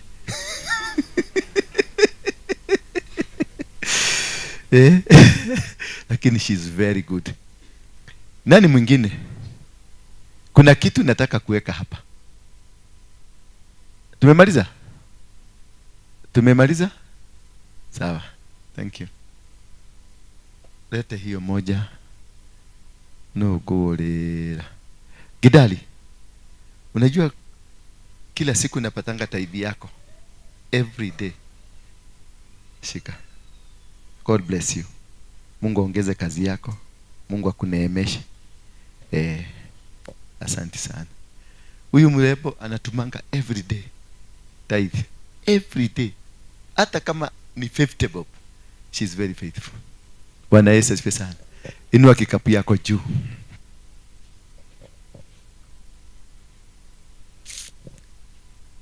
Nataka utumie imani tu yako upokee muujiza. Kiondoke ukeihore. Nini? Hiyo kikapu ijazwe. Ijazwe na kile chochote ambacho Mungu ulikiomba Mungu akupatie. We have been praying that God to bless. In the book of Deuteronomy 28 verse number 4-5 there. Anasema ya kwamba I will, hebu nisofungulie Deuteronomy 28 verse 4 or 5 there. 4, 5, 6. Quickly. Utabarikiwa uzao wa tumbo lako na uzao wa nchi yako na uzao wa wanyama wako wa mifugo, kuongezeka kwa ng'ombe wako na wadogo wa kondoo wako. Tuendelee. Litabarikiwa kapu lako na chombo chako cha kukandia unga. Kapu lako na libarikiwe. May God bless your baskets. May God bless and anoint you. Hiyo kikapu forever and ever isikose kitu. In Jesus' name. Amen. God bless you. Na hivyo mmekubali kusaidia hawa mama, hata nyinyi msaidiwe. Kama kuna kitu yako imekwama wherever you are, may God give you the key to open it. Kama kuna watu wamezuia baraka zako, hizo baraka zote nimezifungulisha kutoka leo. I scatter and disperse all the enemies. Nipatie number 7, verse 7. I scatter the all enemies ambao wamekuwa katika maisha yako. Bwana atawafanya adui zako wainukao juu yako kupigwa mbele yako, watakutokea kwa njia moja lakini watakimbia mbele yako kwa njia 7. Number 8. Bwana ataiamuru baraka ije juu yako katika ghala zako, na mambo yote utakayoyatia mikononi mwako, naye ataibarikia katika nchi akupeao Bwana Mungu wako. Meaning God is giving you a new dimension. Kuna kitu kipya Mungu anaenda kufanya kwenye maisha yako, and everything that you intended to do, God will bless you. God will anoint you. Every favor, it's not I'm speaking to the entire church. Every favor of God to follow you. Anybody that has been against you, he's defeated now in the mighty name of Jesus Christ. Anything that was a challenge in your life, chochote ambacho kimekuwa kikusumbua, Bwana wa mbinguni amekifungua. Verse 9. Everything that they said against you, it is nullified. Bwana atakuweka uwe taifa takatifu kwake, kama alivyo kuapia utakaposhika maagizo ya Bwana Mungu wako na kutembea katika njia zake. Atakuinua. Huyu Mungu atakuinua. Huyu Mungu atakubariki. Huyu Mungu akuinue. Huyu Mungu akufungulie njia zako. Huyu Mungu akubariki. Matatizo yaliyokuzingira yote na yakaondoke. Maadui wako wote wakasambaratike. Njia zako zilizokwama zikafunguke. Na kila chochote ulitamania Mungu akupatie. Number 11.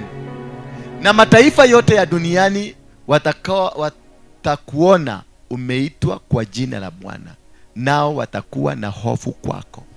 I decree and declare, wote waliokuona wewe na wanaona wewe ni hafifu, huyu Mungu wa mbinguni atafanya maadui wako wakuogope. Watatoroka kwa kusikia tu sauti yako. Watafungwa vinywa vyao. Miguu yao itakosa nguvu. Mikono yao haitakushika. Mifikira zao hazitakuona. Nyoyo zao zilizojawa na uovu hazitafanikiwa katika njia zako. Mungu wa mbinguni akusaidia. Bwana atakufanya uwe na wingi wa uheri katika uzao wa tumbo lako na uzao wa wanyama wako wa mifugo na uzao wa nchi yako, katika nchi Bwana aliyowaapia baba zako kwamba atakupa. Bwana wa mbinguni na akupatie hiyo nchi ambayo aliahidi baba zetu. Akupatie the promise he promised you, the job he promised you, the business he promised you, the marriage he promised you, the land he promised you, the ministry he promised you, the favor he promised you. May you receive it in the mighty name of Jesus Christ. Atakufunulia Bwana hazina zake yake nzuri. Huyu Bwana atakufunulia. Ako na hazina ambayo iko mahali imefichwa. Bwana atakufunulia. Nayo ni mbingu kwa kutoa mvua ya nchi yako kwa wakati wake. Yani mvua itakuja kwa wakati wake. Haitakuja kuharibu, haitakuja kuangamiza. The rains will come in the season that they are needed. Na kwa kubarikia kazi yako yote ya mikono yako. Nawe utapokesha mataifa mengi. Utakopesha mataifa mengi, wala hautakopa. May you receive the anointing of being rich, the anointing of plenty, the anointing of abundant, the anointing of being a giver, the anointing of being a blesser, that you shall bless those people around you.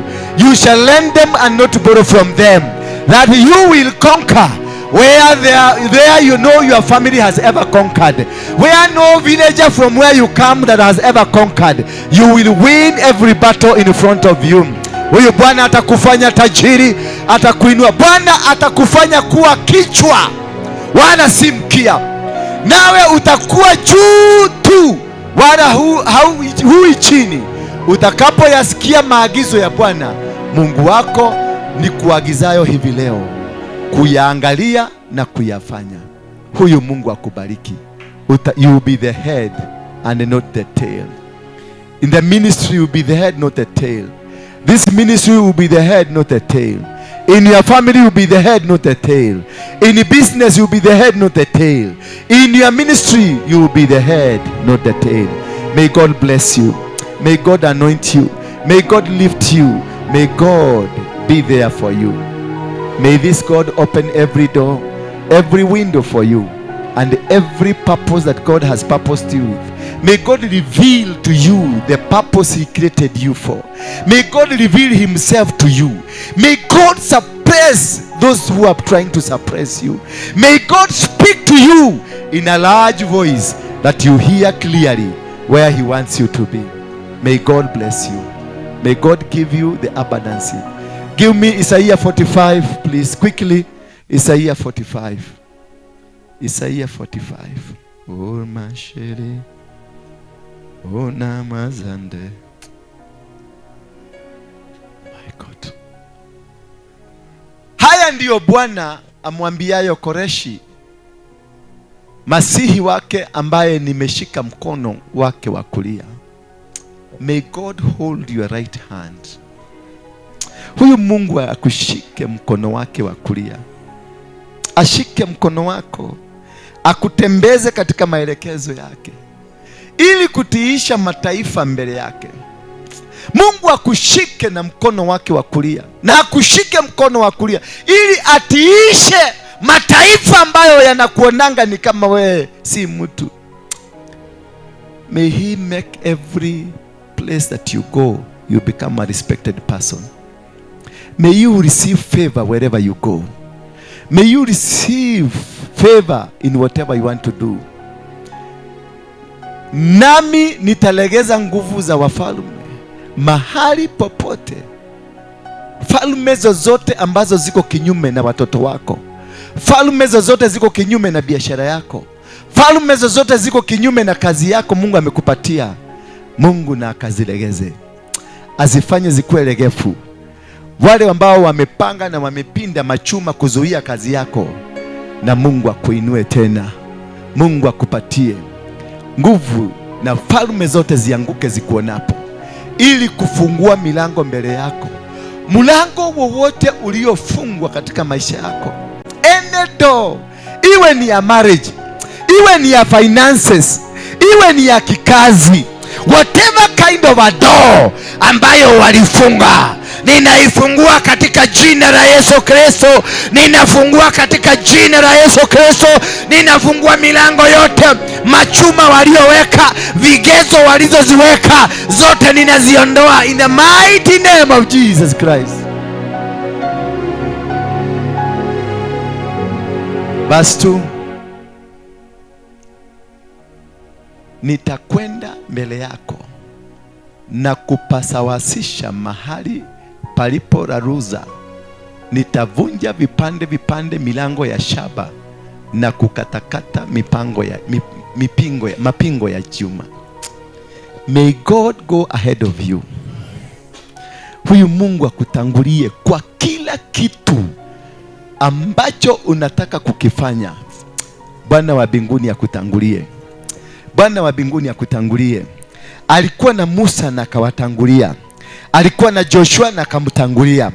Alikuwa na Elisha akamtangulia. Alikuwa na watumishi wake na akafika mbele.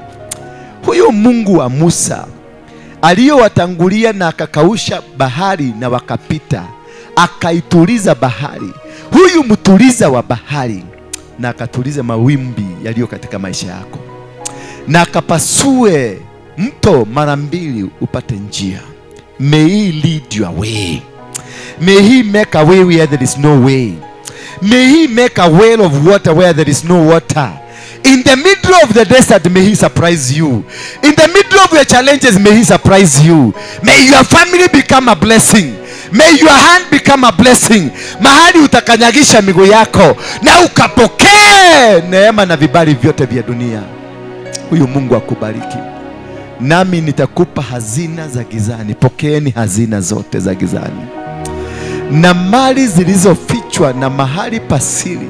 Chochote kilichofichwa ambacho ni chako kipokee sasa.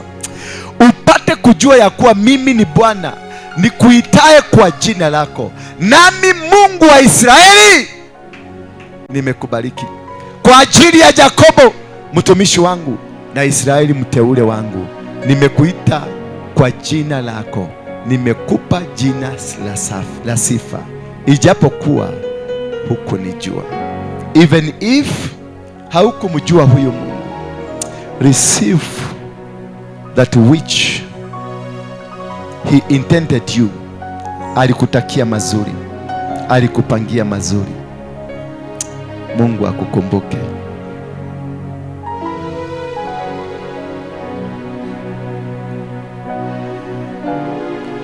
Inamisha tu kichwa chako, umwambie Mungu asante kwa kunipa ahadi hizi na zikatimie. He says he will never forsake you nor leave you. I can see the angels already have taken control. I can see the Spirit of God is with us. Jesus himself is with us, and the presence of God is with us. Tap it now.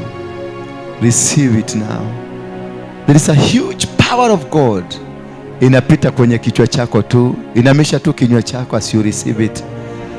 The angels will be touching you.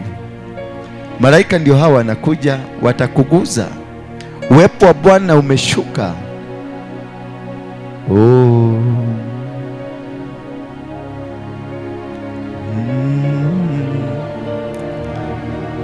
Receive in the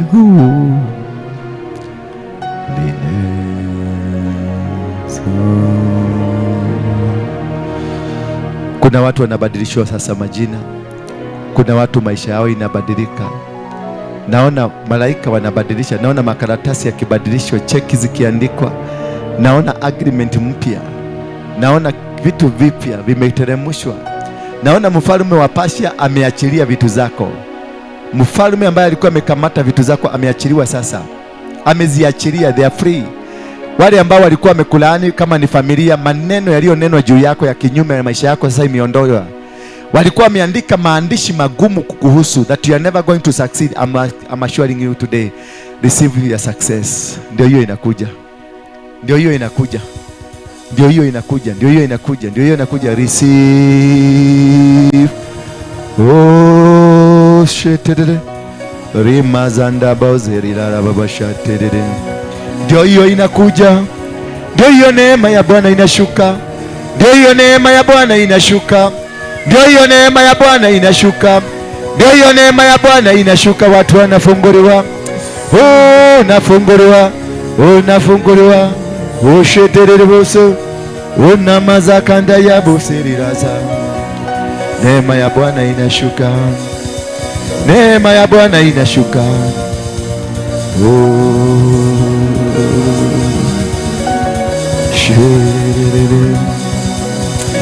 May you receive the favor, the special anointing.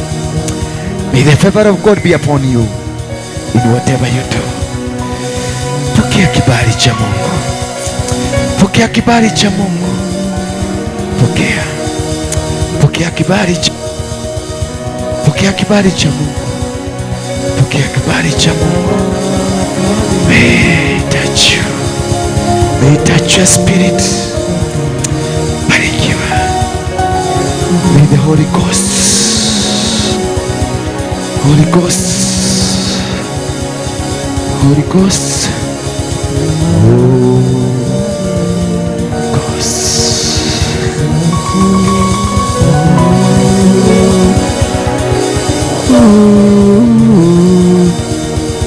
Holy Ghost. Holy Ghost. Holy Ghost. Holy Ghost. Holy Ghost. Holy Ghost. Holy Ghost. Holy Ghost. Oh, shit. Holy Ghost. Holy Spirit. Holy Spirit. Holy Spirit. Holy Spirit.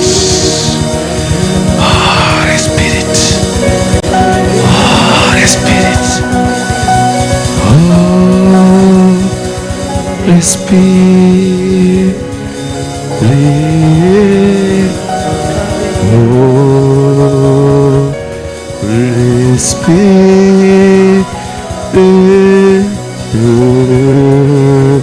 Holy Spirit. Holy Spirit. Holy Spirit.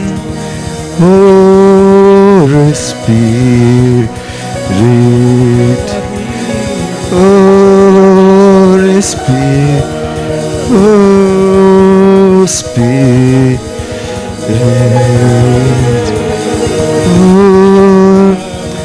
Oh, you are God. Holy Spirit. Holy Spirit. Holy Spirit.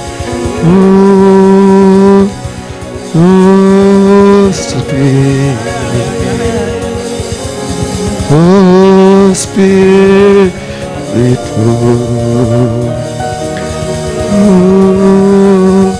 Spirit.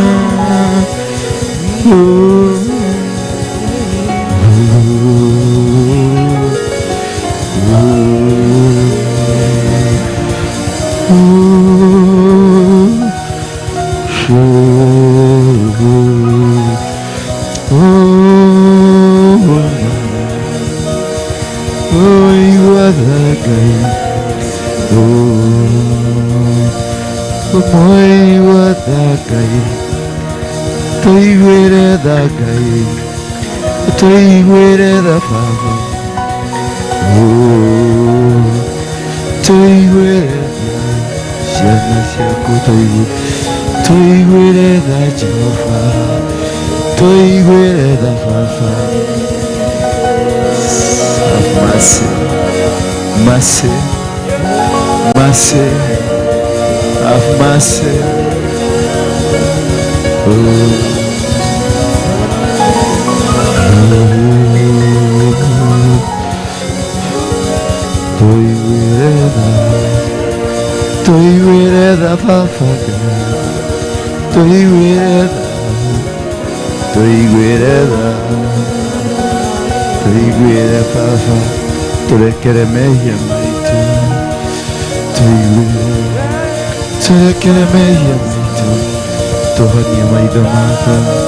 turekere mehia maitu, turekere ciana ici, turekere baba, turekere Ngai, turekere.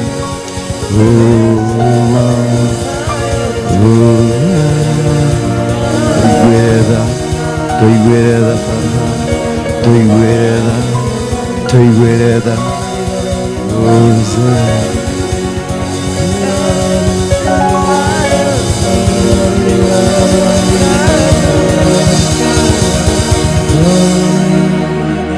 we baba, oiguaga ũrĩ thiri-inĩ no kamenya ũrĩ thiri-inĩ, ũikarĩire gĩtĩ gĩaku gĩa ũthamaki wakinyithia nyarĩrĩ ciaku gũkũ thĩ. Ngai, mũthĩgi waku ũgaũturumithia nĩgetha ũthamakĩre tũgondu tũtũ twaku. Twarĩrie rĩu magarũrĩre mũtũrĩre wao, tondũ ũrĩa magũkaĩire, tondũ ũrĩa makũmathirie, tondũ ũrĩa manyihirie mbere yaku, mokire nĩ ũndũ waku. Ngai, ũmaiguĩre tha, macenjerie njĩra ciao, macenjerie mũtugo wao, macenjerie marĩtwa mao metirwo mathĩna, marĩtwo ma thĩna, macenjerie. Change their life. Matunyirwo njata ciao, maroho mao magĩtwarwo kwa ngoma, makĩheo marĩtwa moru ma bamĩrĩ, makĩheo irumi, ing'ũki, mĩgambo na marĩtwa moru, magĩtuo ngombo cia maica mao. Baba, nĩndamohorithia,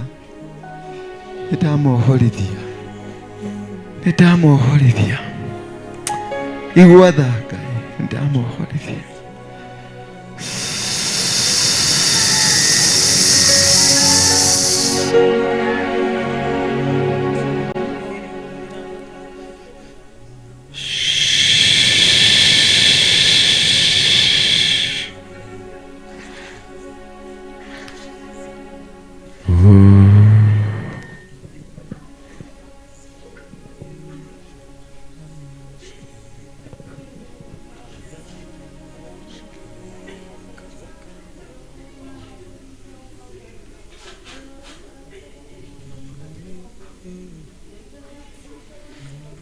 Thank you, Jesus.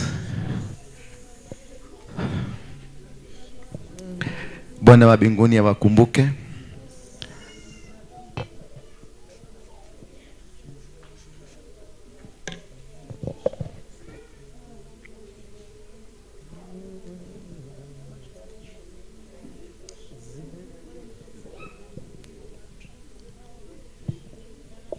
I can hear the voice saying, God wants to speak to us.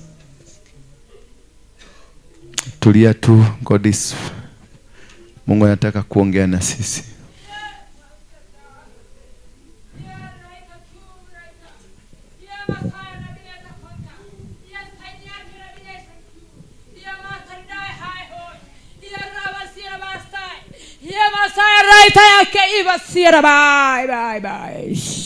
Devastation, devastation over here, devastation cute, devastation IQ here, Rabineta Contai here, high here, church here, reverse, bye. But I excuse me, sir. Kama uko na tafsiri ya hiyo tupatie.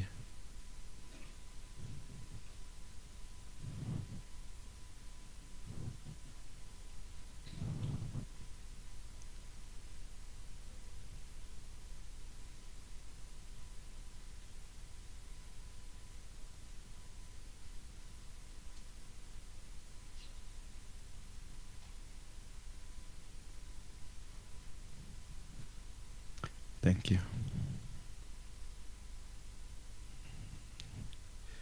Bwana anasema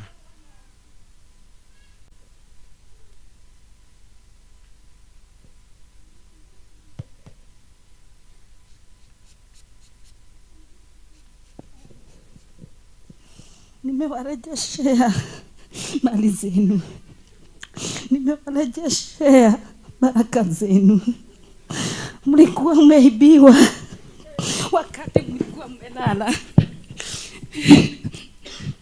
adui shetani akaja akanyakua baraka zenu, Amkeni mwanangu, msilale tena, msilale tena, nami nitakuwa pamoja nanyi, nitamuongoza, sitamwachilia. Yeyote atakayenisikia, yeyote atakayesikia sauti yangu, nitamuongoza, nitamshindania, asema Bwana. Rinasheka abayazaya, rinasheka ramayazaya. Kuna watu nitafungua. Rinasheka rabayazekere mezaya, herianisa rabayazeka. Wengine mmefungwa na watu wenu. Rinasheka rabayazaya, hayazaya, rinashekere bezaya. Hii ni madhabahu yangu.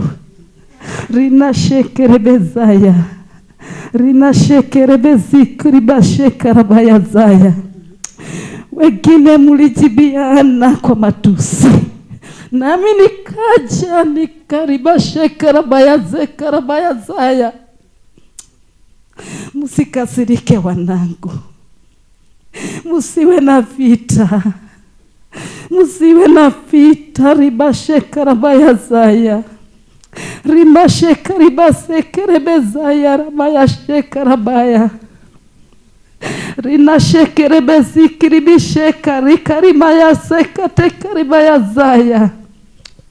Yoyote atakaye jiachiria, nitamuondolea laana, nitamuondolea laana, nanyi mioyo yenu aribashekara baya. Mwitherieni Ngai. Thank you.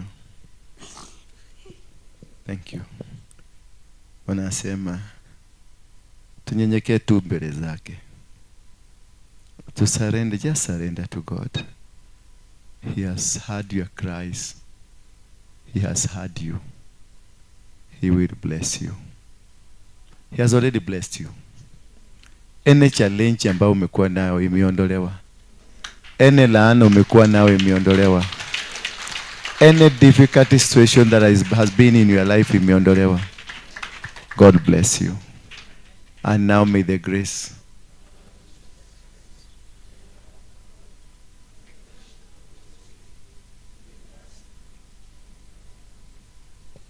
and now may the grace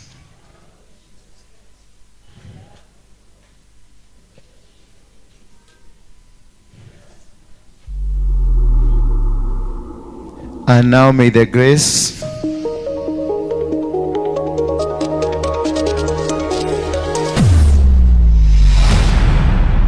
Bethel Clouds TV, empowering lives.